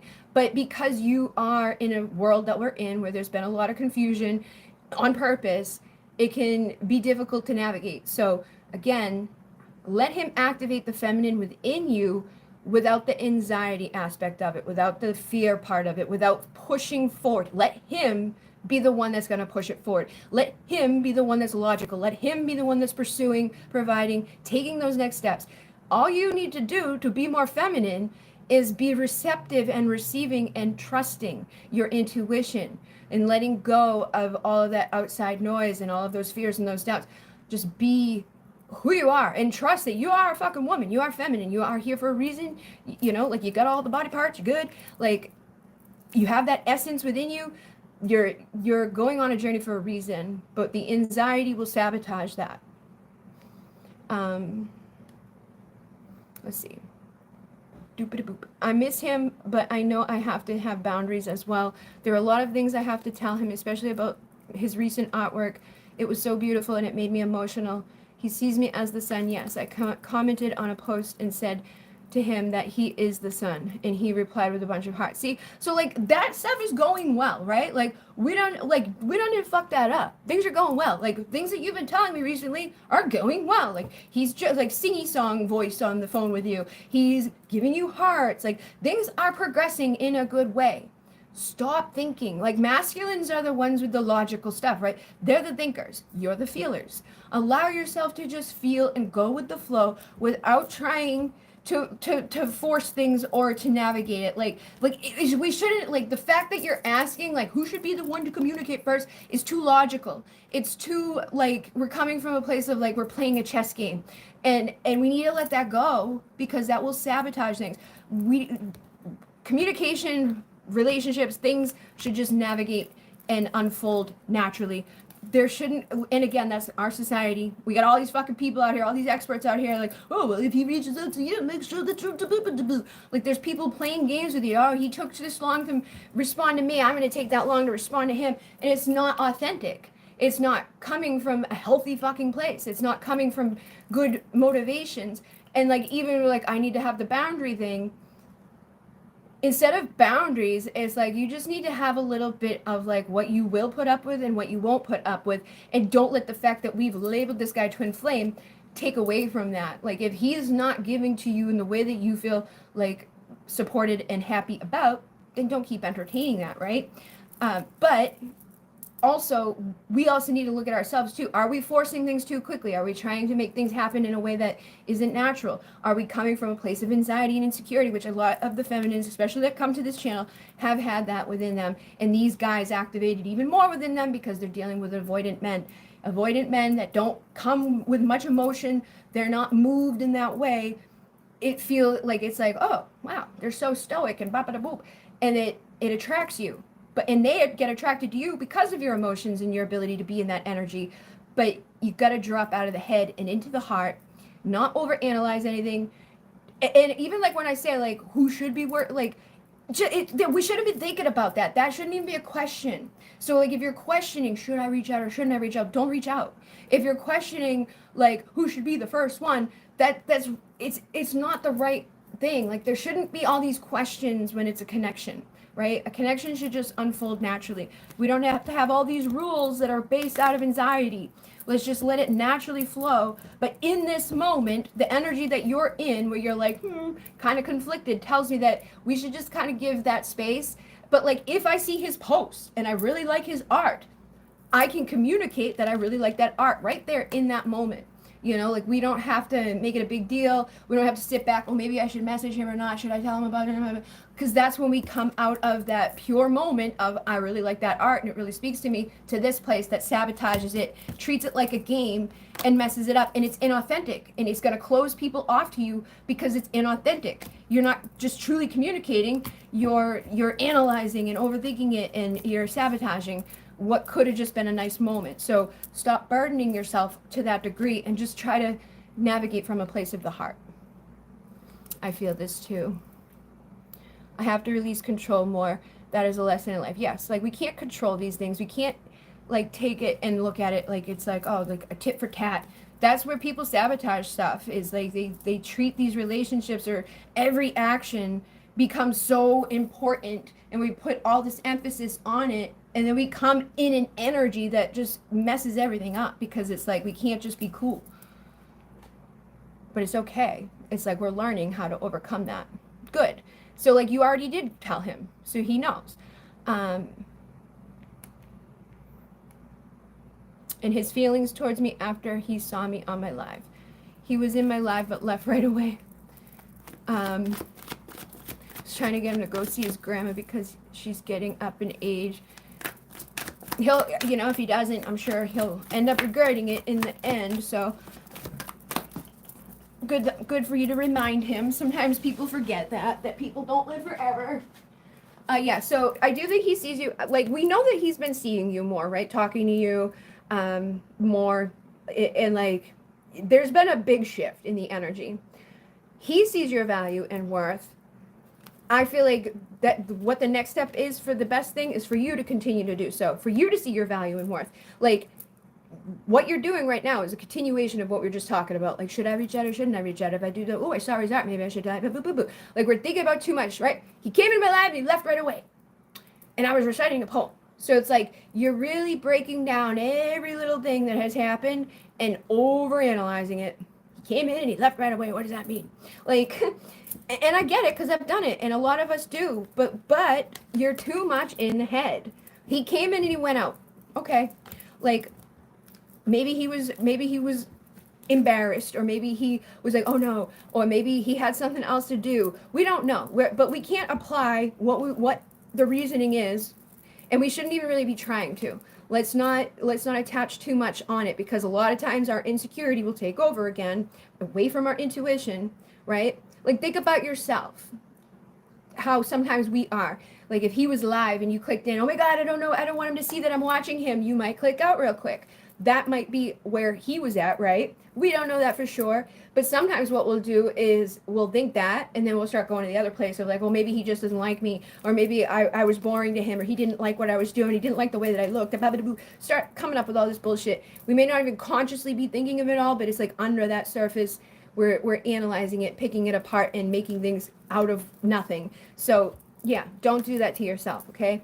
I don't think there's any like big thing that we can take away from that, of that he came in and left. But I do see that like there's things that, like, you telling me that you noticed that there's significance there, or you wouldn't have commented it, yeah, and you were nervous, so maybe he picked up on that too, and you made him nervous if he's your mirror. But we got to stop overanalyzing every little detail, right? Let's just know that the seeds are being planted. Like, these are big steps. A year ago, he probably never would have clicked on it at all. A year ago, he wasn't going to be giving you hearts. A year ago, you guys weren't going to be talking on the phone. A year ago, these things wouldn't be happening. So you guys are finding your way. More clarity is coming. Try to be more in that feminine essence of just allowing yourself to feel. How did it feel? Did it feel good? If you feel inspired in the moment, allow yourself to take action from that place, but without the analyzing, and without the like little like run by run check in on every single, oh, he said this and then he said that and then he did this and he did that, because that's just taking you out of that place of receiving, and it's taking you into the place of thinking, and that's divine masculine energy. When you come back into this place, he can meet you there, and you guys can give and receive each other in an equal way that will bring you to your divine partnership. But right now, we're just transforming those old fears and doubts, those old karmic patterns, those old lies and limits and things that we keep sabotaging ourselves. We're walking away from that mess, and we're taking ourselves to that next level commitment, to that higher place where it's like, because like the spirit and the soul does not give a shit about any of this. Do you think the spirit or the soul cares that we're on Instagram live and he clicked in and clicked out? No, our spirit and our soul is thinking on a higher level. It's all about the evolution. It's all about being in your divine essence and feeling good and noticing and taking action from an inspired place. Being in the right divine energy. See, intuitively guided. Where there's no over analyzing or stalling or all those planning, right? Just trying to go with the flow. Like, try not to overanalyze or think too much, because then you put yourself here. You're already in that place of feeling rejected before you even did anything. Because like, if I reach out and he doesn't send something back, or if I reach out and boop, or if we plan something in our mind, we take those steps and then we don't, like the birthday thing, right? We didn't get a fucking birthday. Happy birthday. I'm mad. You were mad because you felt this, because you created this for yourself before anything even happened that day, which I feel like is why it happened. It's a part of the cycle. It's a part of the thing. It's like, it's showing you, like, be detached from outcome. You woke up on your birthday with that thing all day of like having that expectation of an outcome of him sending you happy birthday. And like trying to get that to be the outcome. And because we're trying to get that to be the outcome, it didn't happen because there was resistance to receiving that. So we have to let that go. And believe me, I know, because I've done it. I know you're upset. You let me know. You're like, I'm mad. I'm like, oh. But like, I've had that happen too in the years in the past where I was like, But then when I like didn't care anymore, I got happy birthdays. I got those messages because I didn't fucking care anymore. I wasn't attached to the outcome. I wasn't. I just want a happy birthday. Like I walked away from that energy, and it transformed itself. And so it's like, because basically you're dictating this outcome for yourself by being focused on that, and like strategic throughout the day about it, wanting it to be the outcome, and just basically blocking it. And it's like intuitively, you already have the energy. Like he doesn't have to say it for you to know that he's aware of it. Like there's a connection there. Things are progressing. Just focus on what's good and let go of the fears and the doubts, or like coming from the space of everything I do, I'm trying to prevent this. Every step I take, everything I do or don't say is trying to prevent this, because this is what you'll end up creating. Just know that everything is going the way that it's meant to be, and be grateful for all of the good progress that's happening. Be grateful that you are ascending, you are healing, you're growing, you're receiving regular communication much more than you were. Things are healing. You're both working on yourselves, and we already know his position. We already know where he's at, like what he's doing in his life.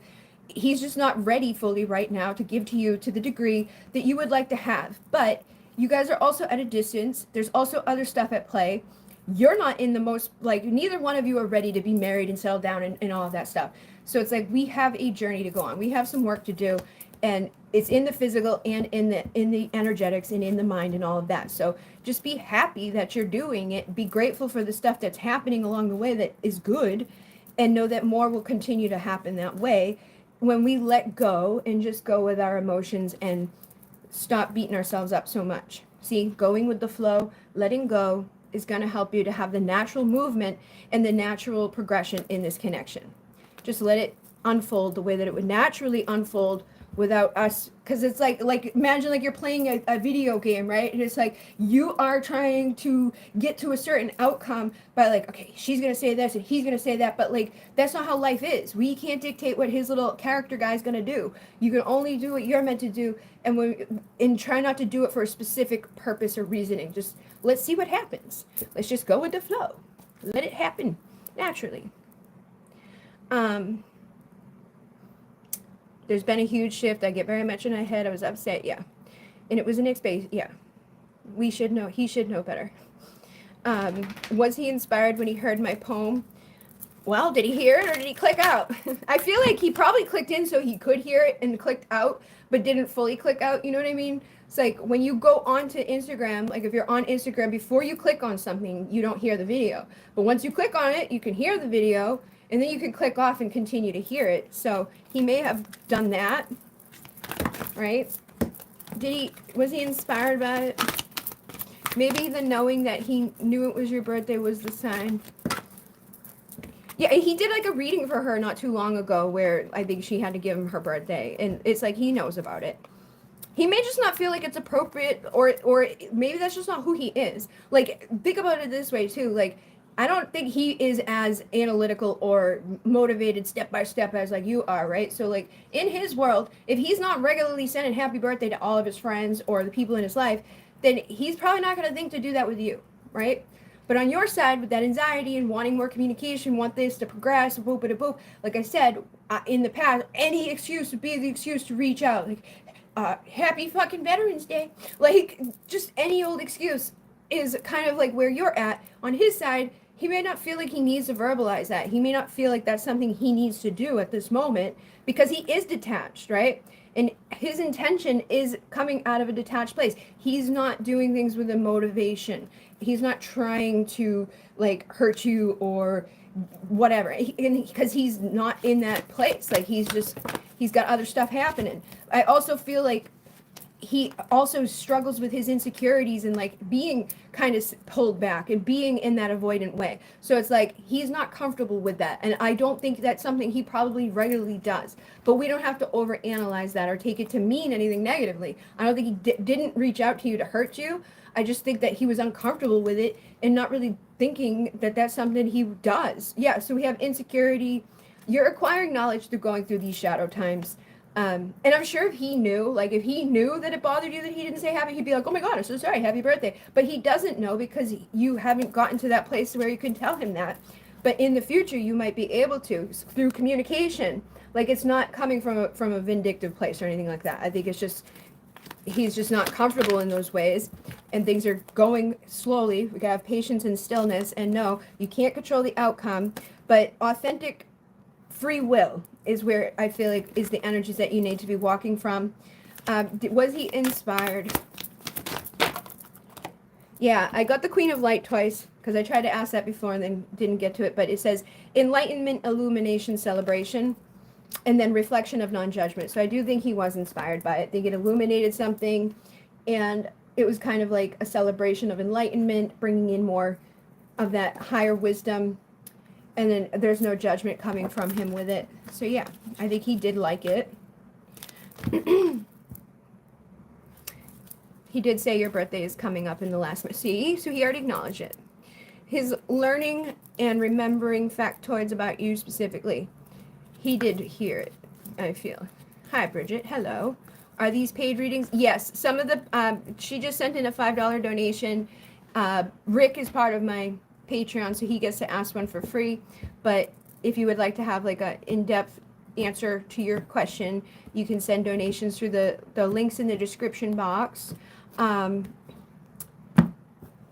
Yes, it felt that way. Can I tell him Merry Christmas or not? What have we just talked about? What did we just talk about? The fact that you just asked that, I have to be like, no, like,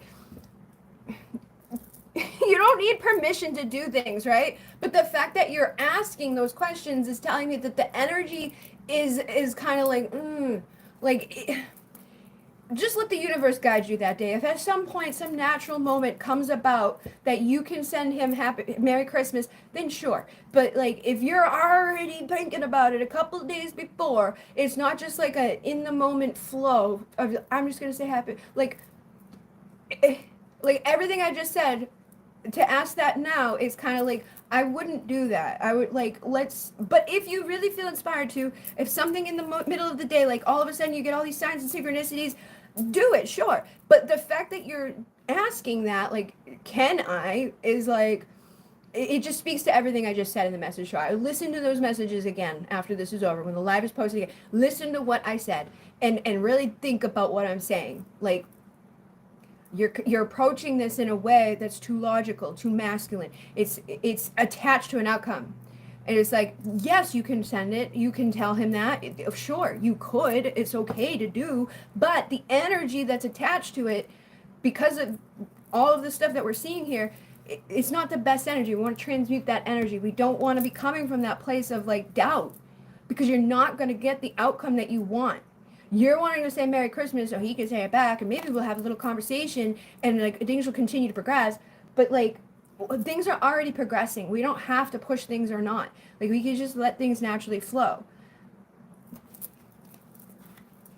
But if you are inspired or you feel like it, and like, try to just let it go as well. Like maybe if you let that go, you're not like, I'm not going to say anything without even thinking about not saying anything. That's the problem. Is like, it's a progress. You will get there. At some point, there will be a day where it's like, it doesn't even cross your mind anymore. Like, you're not even going to debate it. I remember being in the debate, like, maybe I'm going to, maybe I'm not. And it would happen all fucking day long. And then I would do it. And it would always, like, it doesn't have the outcome that you want it to. Because it's not coming from here. It's coming from fear. But in the future, when you've overcome those anxieties and those fears and you're progressing a little bit more, it won't even be a thing that crosses your mind. And if it does at some point throughout the day, then it would be, oh, I should say happy whatever or Merry Christmas. Those are the authentic moments of expression. It's not predetermined. It's not analyzed. It's not coming from that place of, I don't know. It's not coming from here. It's just authentic. And I think that, like, if you aren't in that energy, it's more likely that you'll hear things like that from him because you're not blocking it. You're more receptive. You're receiving. There's no, like, grasping on or gripping to it. Chill. Yeah. I know. I said, can I say Merry Christmas or not? I get it, though. I know exactly what it feels like. And I'm sorry because it's not easy. But there will be balance in the future. Things will get better. How might my person respond to the Christmas message from me? Okay. It's a busy time of year for the twins. Everybody gets all crazy. My guess is that she will feel reassured but won't reply soon. I have a poem to give him as well, but I'll see. Yeah, like with the a premeditated second degree Merry Christmas. Exactly. This is what it's like. Think about that. It's like people want justice, they want balance, but they're like coming up with all these like, ooh, and I say that's not the right energy. It's not coming from a good place. It's like, you know, it's too much. It's not like you went out and bought a Christmas present. And so like having the poem, that's an authentic thing, but like you're still putting that energy on it because it's like I made this poem to give to you, but I'm holding it back and I'm being like strategic about when I'm going to give it or if I'm going to give it or should it be today, and also based off of how you're making me feel because you didn't say happy birthday, I'm keeping my poem. Like that shit needs to go away. We just have to have like a good moment and communicate without the dishonesty, right? There shouldn't be dishonesty, and there's dishonesty in our communication when it's like a premeditated thing. We're thinking about it too much. Sometimes we're inspired and we take inspired action, and sometimes we have moments where it's not inspired action. It's just coming from craziness, and what happens? We cause crazy chaos. All right, so let me tap into Rick's message. Yes, we need more balance. And you have to give that space for that balance to occur too, right? Like you can't be the one that's always analyzing, thinking, and taking steps and then expect to have the balance. He can't reach you there because you're doing way too much. You're thinking way too much, you're analyzing too much, you're beating it up to death before anything can even come back from his side. And you don't even really truly know what's going on his side, what's going on in his mind and his energy and his fears and his doubts and all of that. So, you know, and it's like, it should just flow. We just want it to flow. You got to let go of all that other shit. All right, so for Rick, like karma's upside down. How might this person respond to the Christmas message from you? All right, so we have the conflict, the chaos, things like that. I feel like you are correct in your thing of like, I feel like it's going to bring a little bit of like, okay, reassuring, but it might take them a little while on how they're going to respond with that because we got the Knight of Pentacles, the slowest mover in the deck. But I feel like they're still there. I feel like there's just conflict inside of them in general, which we've already picked up on before. They have issues because they've been burned, because they've been hurt. And I feel like they're slowly moving through that. But I do feel like at some point you will hear back from them. I do think that they might take time to reflect and think about how they want to respond or even just like how it makes them feel. Yeah, they will get to that next place. They are slowly getting to more of a place of secure, being able to communicate in the physical material world. So like, I know you guys have a lot of telepathy. I know you have a lot of interconnection, like through online, like indirect energies, indirect communication, basically. But I feel like this is going to help to slowly progress to communication coming in the physical. So like some sort of letter or some sort of, email back or some sort of comment directly to you. I feel like they're working through their anxiety. They're working, like I said, through their heartache of the past, the things that they've been through, working on no more juggling of their value and their worth, planting the seeds of potential for them to actually grow and do what they want to be doing, like taking inspired action. And I do feel like there will be communication, some sort of praise. We get the Ward Lord here, which is interesting. You'll be asking that when that one's here. Let's see.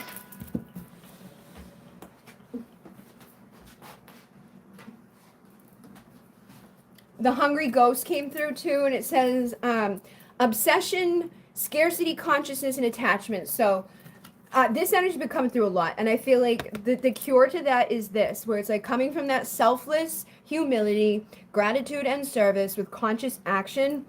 I feel like she still has scarcity, she still has attachments, there's still a little bit of obsession going on at this time, and she's trying to shift more into this place of letting that type of stuff go, coming more into like humility, being more in a place of service to others and in a space of gratitude.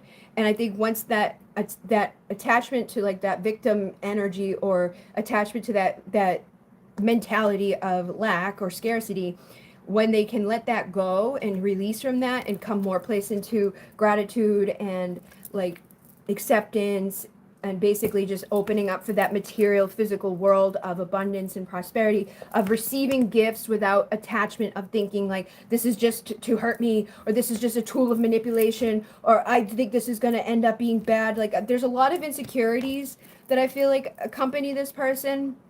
When they can allow themselves to truly receive prosperity and abundance and love and like good communication and things like that without that fear or that doubt under the surface of like this might just be trying to hurt me, or this is just some form of like trying to get on my good side, they or like triggering of things that they've already been through, then they're going to be able to communicate back in a better way. And I don't think it's that far off. Yeah, I feel like there is support, angelic help that's around the situation. Persevering through this energy, there will be a compensation that comes about. She's going through a time of illuminating. She's going to be enlightening more. I feel like her mindset is shifting, and it's like she may at first get triggered or have those conflicts rise up within her, the fears, the doubts, and the things like there might be dishonesty in what he's saying, or this might just be some trick, or he like I don't know, and that's okay. I think that's because of what she's been through, which is not easy to overcome. But I feel like she is slowly overcoming that. And once she is able to process that and let go of that, she will be able to reach out in the physical and respond to you without having all of that, like, underlying fears or stuff like, yeah, non-judgment. She'll be able to reflect back how you speak to her without the non-judgment, without having any of those, like, under the surface. So I think she's just discerning and getting a clearer vision on all the details. So it just may take her a little bit to like really truly process and heal that, and then stop withholding herself from receiving what she wants to receive, because she does want to receive. So like you're right, I think it will help her to feel good that she's getting some sort of like message, that she's getting some sort of thing that's coming in, but there is still those underlying things that like make her doubt it. And I've seen that within you too. I've seen you do that where you're like so you're both working on that. You're both overcoming that fear of like somebody trying to trick you or hurt you, or that like there's two pathways usually with you. It's like and either way, it's like the one that you're focused on is the one that's more present, or the one that we're seeing more signs of or indicating into your reality, because you're such a strong creator. But when we stop obsessing on that type of stuff, or those things that we've been through, any attachments to like ickiness, the other stuff will have that space to come in, the prosperity, the inspiration, all that good authentic connection. So coming out of that time of having like false energies or false promises of the past impacting the way that we go forward right now, I feel like that's shifting. Yeah, again, their same messages are coming out. It's like this insecurity of being manipulated, but we're acquiring knowledge and realizing that not everybody is lying. There's not always a false promise. There's not always some sort of like reason, like other than just authentic, genuine, hey, this is like how I want to be. I'm trying to be nice to you. I'm not trying to hurt you or pretend to be someone I'm not. And I think that's just something that she's working through. Yes, lots of indirect messages.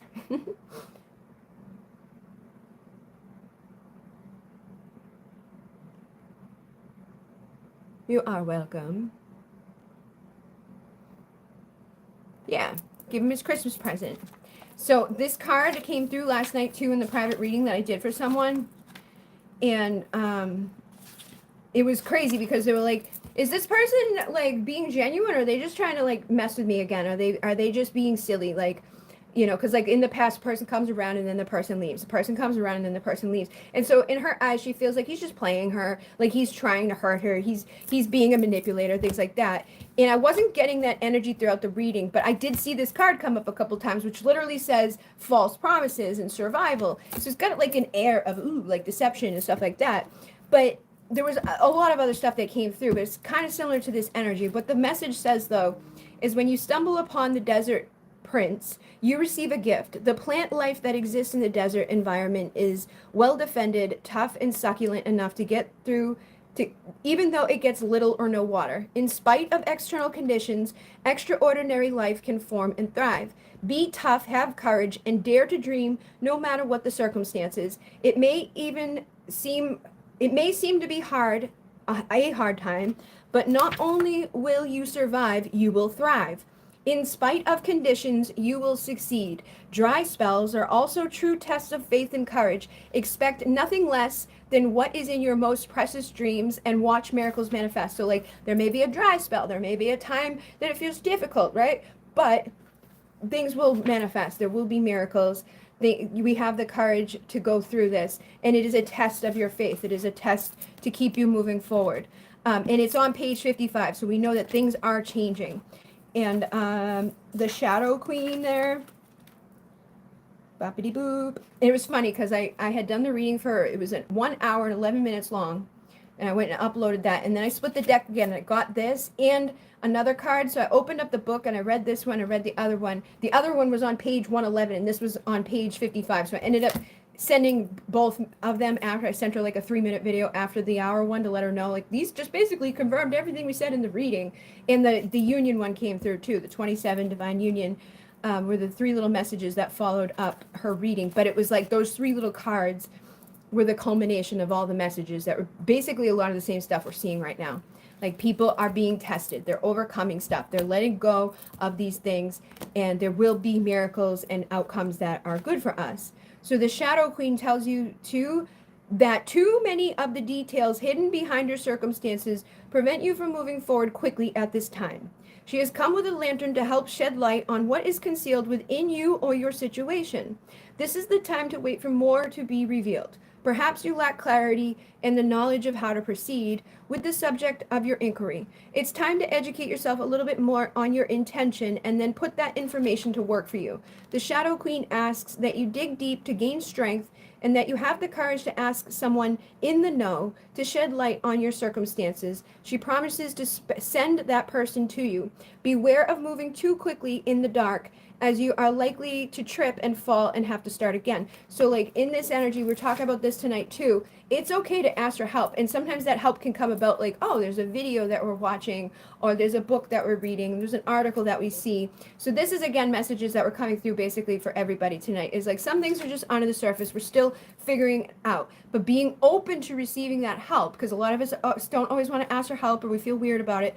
Being open and asking for help, Spirit will send it in the right forms that will help us to navigate this, to get to those outcomes that we're trying to get to without that shadow energy being there, causing us insecurities and doubts. And just because it might take us a little while doesn't mean that it's not worth the wait, or like there's a purpose even in why it's taking us some time. It's making us stronger. It's helping us to go to where we need to go.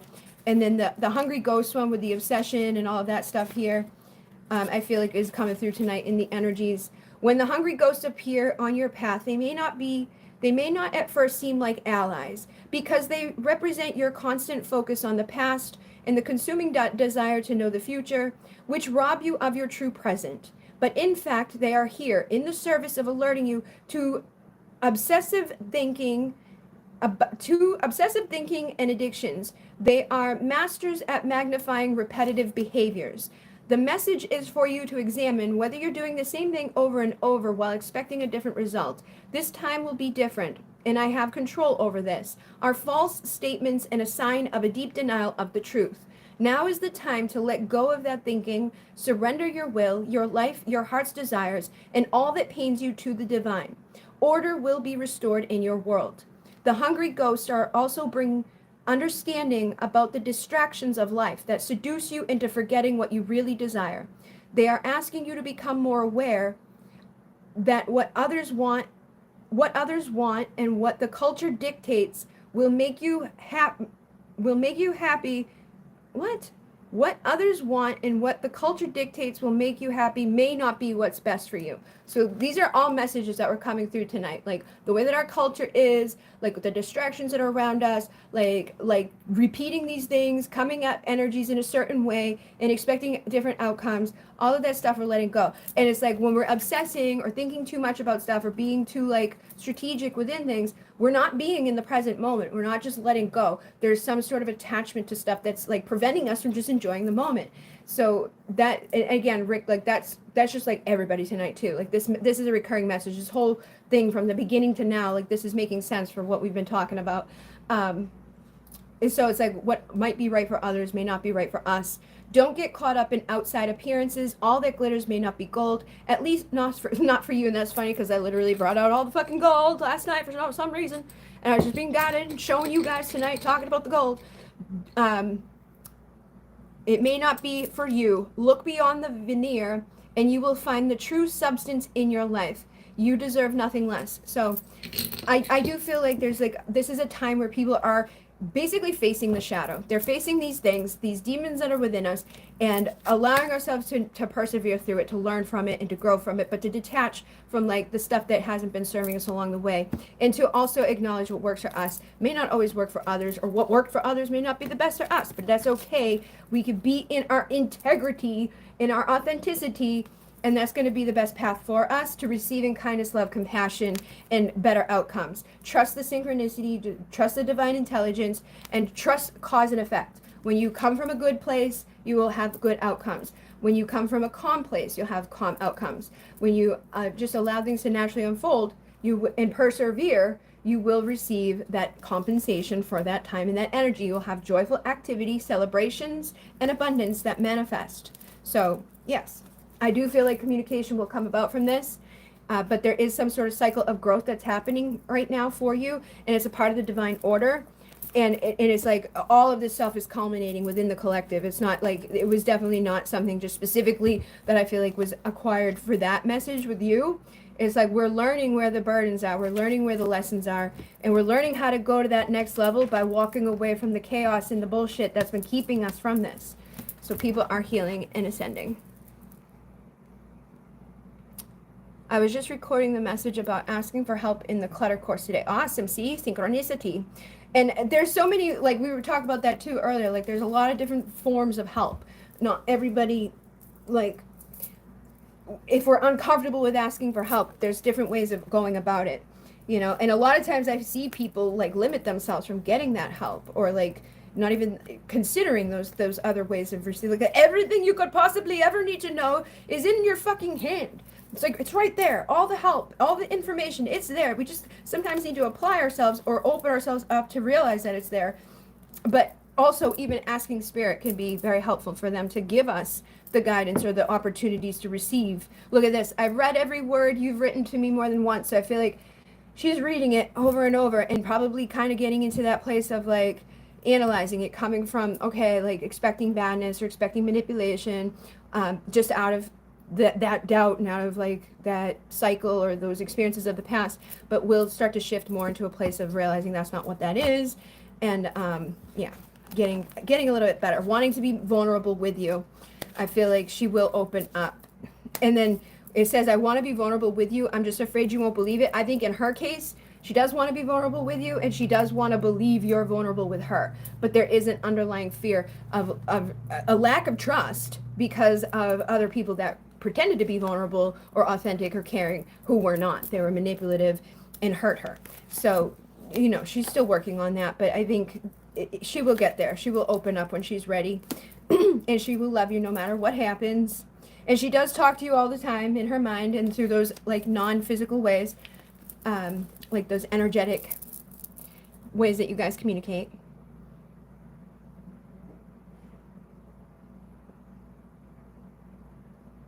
Seeing non-stop signs, awesome sauce.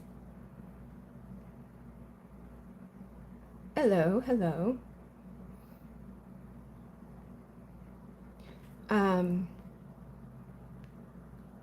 Hello. There's like other conversations happening. I wrote the song Overthinker about the way she analyzed my song lyrics. See, maybe that song is for Melissa too, because Melissa's an overthinker.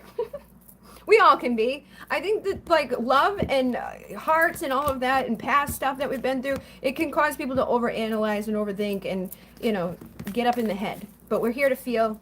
We're here to be in the moment, be in the present, allow things to just go. Can I ask what he is up to and what is he really feeling about me? Yes. Did you send a donation, or did you just want like a quick card?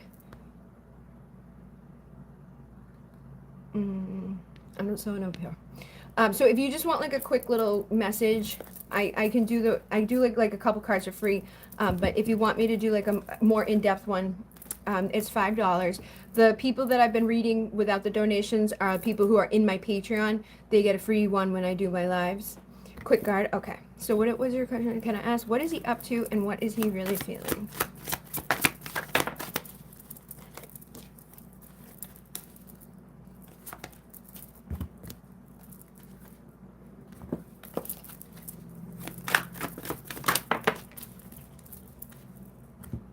I feel like he's at a point in his life where he's trying to have a new beginning. He feels like he's like, because like aces are all about starting over. Like, I need to work on my value. I need to work on my mindset. I need to get to my place of like having a better outcome. Because it's like, I should be further ahead in life right now. And this person doesn't feel like they are where they should be. They're very conflicted and have some chaos around them that's preventing them from feeling like I'm the person I would like to be. Like, people want to be he would like to be the emperor, ready to have stability, have a good foundation.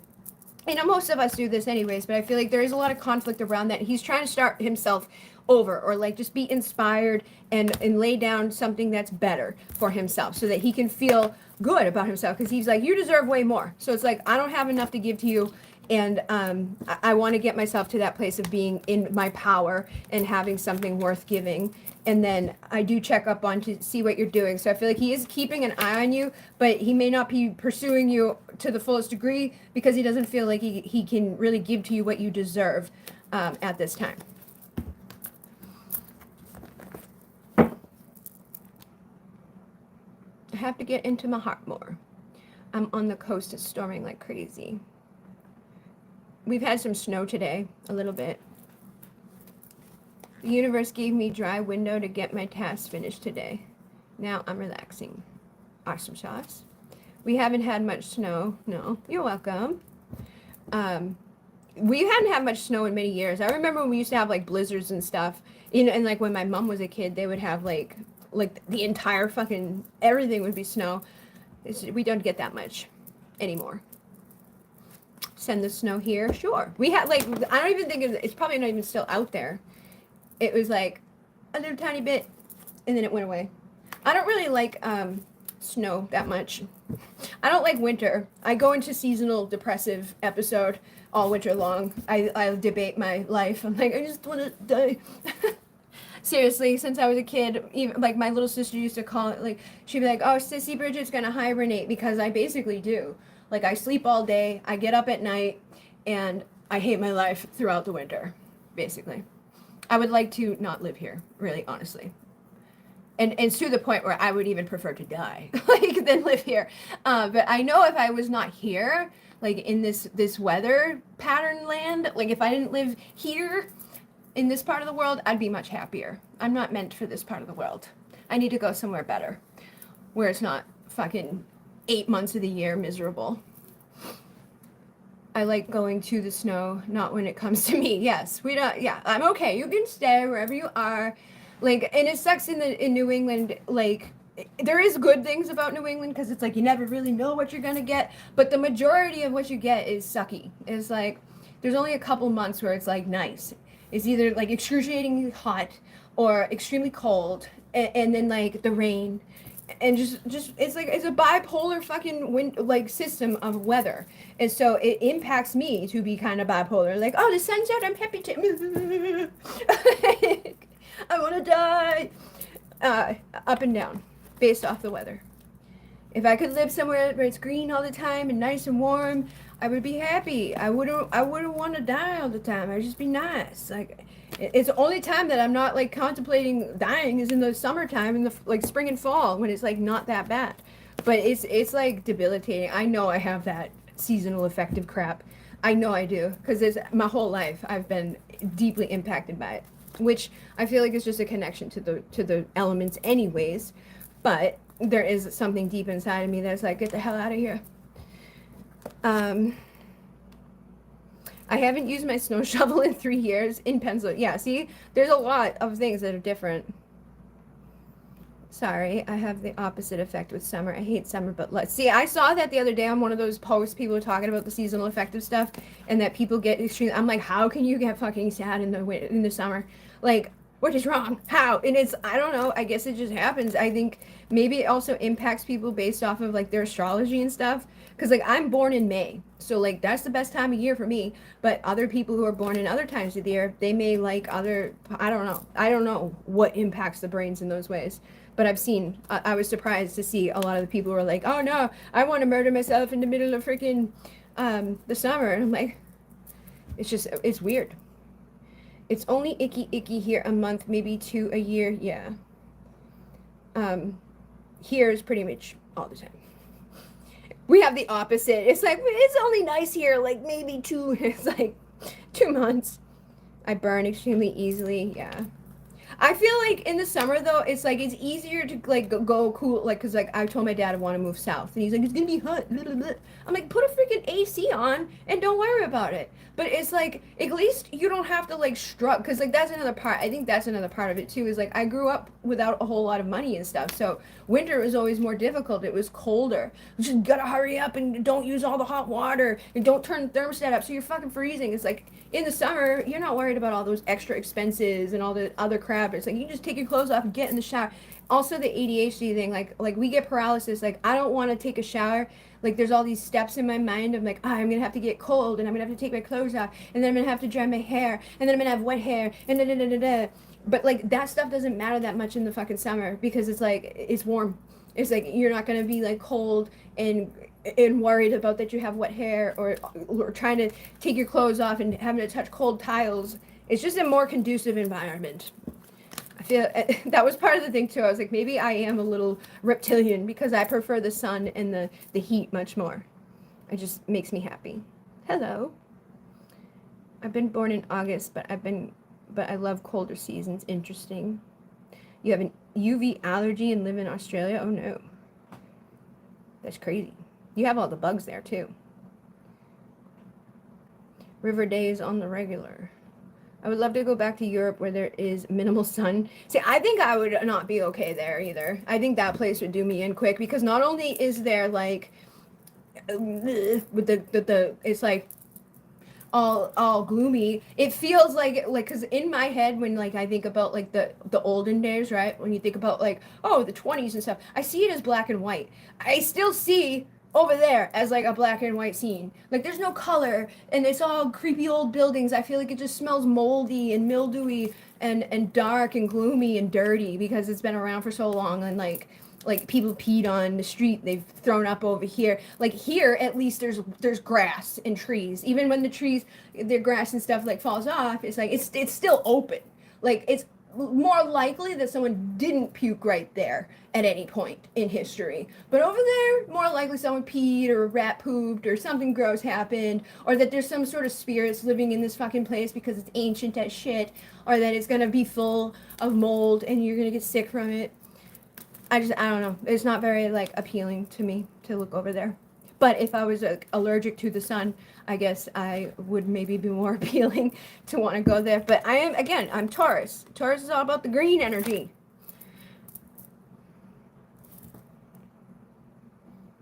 How the hell do people have sun allergies? I'm allergic to the thing that keeps us alive. It's like the people who are allergic to water. I've seen people who are like, I can't touch water or I like sizzle. You a vampire? We have had summer showers, a whole week of overcast and drizzle. It was fantastic. Nice. The only time I was allergic to the sun is one of the times I took like a antibiotic as a kid. I had to walk around out there with an umbrella.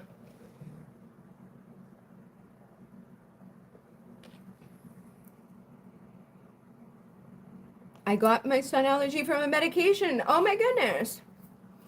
I'm mixed with my African American other cultures. I burn very easy. That's weird.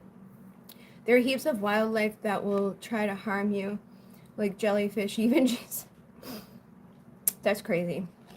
Yeah, anytime I see anything to do with Australia, it's like there's these big, crazy, creepy looking animals. Look at everything I'm seeing is like these are the ones that like that type of, the earth energy, the green energy, the sun energy. Like May, grounded Taurus, Capricorn, Virgo. Just brings us oh, and I was born May 18th. She's the 18 card. This is where I shine. With the sun and the green energies.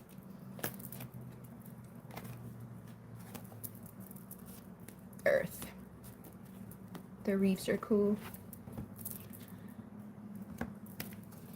I would like to live somewhere where you can like see through the water. I was born with a sun allergy. I was born with red hairs and freckles too, part Irish in other cultures. Do you have Rh negative blood? If you see a 3-ton snake, you're in Australia. Jesus. December 18. Yesterday was Jenny's birthday. Jenny's born on the solstice. Oh, not yesterday, the day before. On 21st. 12/21. Like there are hundreds of memes about this large continent. Even the sun is harmful. We are closer to the hole in the ozone, so it's challenging. It's summertime now. I'm inside my room with the AC on. See, at least we have that stuff. Imagine being here back in the day when they didn't have that shit. There was no AC. There was no heat. You just had to find a nice area somewhere out there and try your best to build something.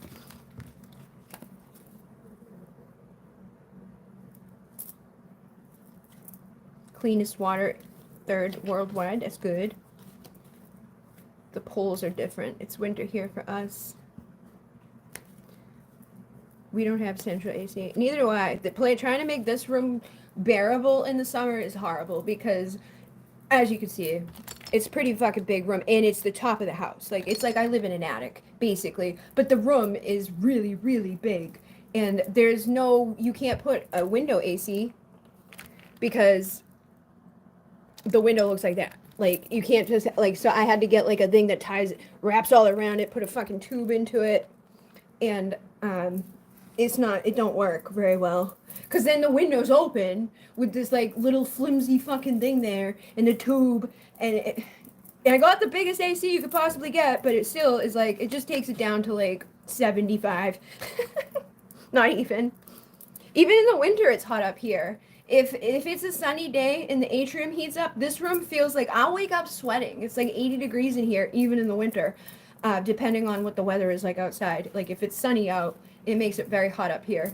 And even in the middle of the night, like I'll walk out of my room and it's like hitting an ice wall out there because like out there is like, 65 and in here, just because of the way that that thing is out there, it keeps it very hot. But I'm like, oh, the minute I have to walk out of here. I got a window AC and a fan.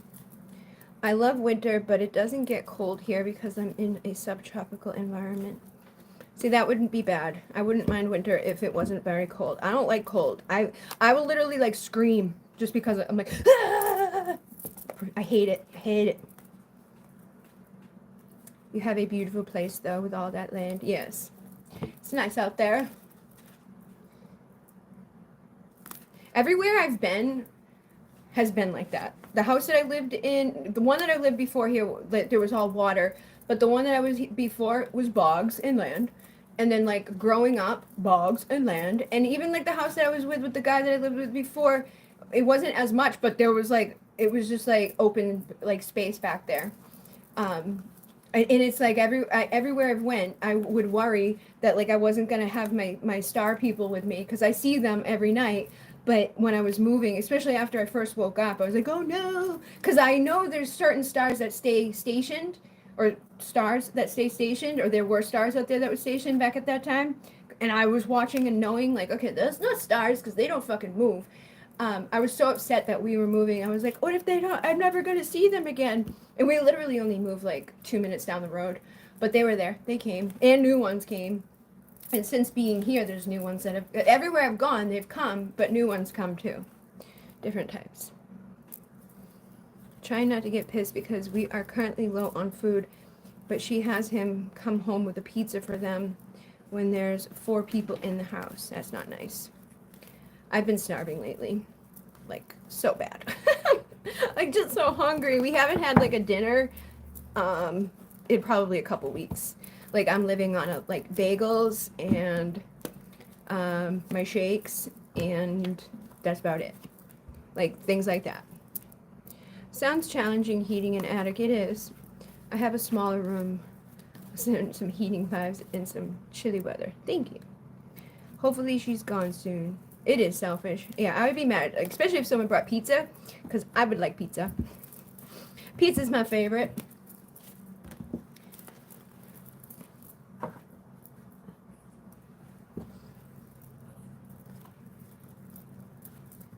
I wonder why, like, he didn't share it. I would just go steal it. Just go take it. It's a fucking pizza. Give me a piece at least. One piece won't kill you. Although sometimes I could eat a whole pizza myself. Depending on the pizza. Or I would at least ask the people, like, do you want me to get you something? Especially if they're going to be aware of you having it. Like, if I didn't want to share with somebody, I would eat it in the car. Like, if I get something that I don't want the dogs to know about, I try to eat it in the car. Because otherwise, I don't get to have as much. And that's the thing, too. Anything I eat, even if it's a fucking bagel, is like half the bagel's gone to them. Because there's so many of them that it's like, here's one bite for you, one bite for you, one bite for you, one bite for you, one bite for you. And now I have a little tiny piece of that side of the bagel left. Manipulation, yeah. I feel like the manipulators, the liars, the thieves, the people who are not good people are going to be getting their karma very soon. Like, things are shifting. And the people who were wronged or hurt or, you know, experiencing the other side of that are going to be giving blessings and opportunities for to see the balancing act come about. I do feel that's something that's present. Like, I've been seeing signs of that coming. Like, more stuff working out in people's favor, and people who don't, like, you reap what you sow. That's what we've been seeing all night. You reap what you sow. If you're a fucking asshole, don't be surprised that asshole things happen to you. Not saying shit, yeah. Well, just keep on being a good person. But I'm going to go because I got to do a couple other things. I have private reading and I have some other stuff to continue making. I got to ship some stuff out. I got to get a whole bunch of stuff done. But I'll be back next Monday for more live readings. And thank you guys for coming in. Thank you for your donations. And like I said, Patreon is available for people. There's readings up in there on a regular basis. And thank you. Happy holidays.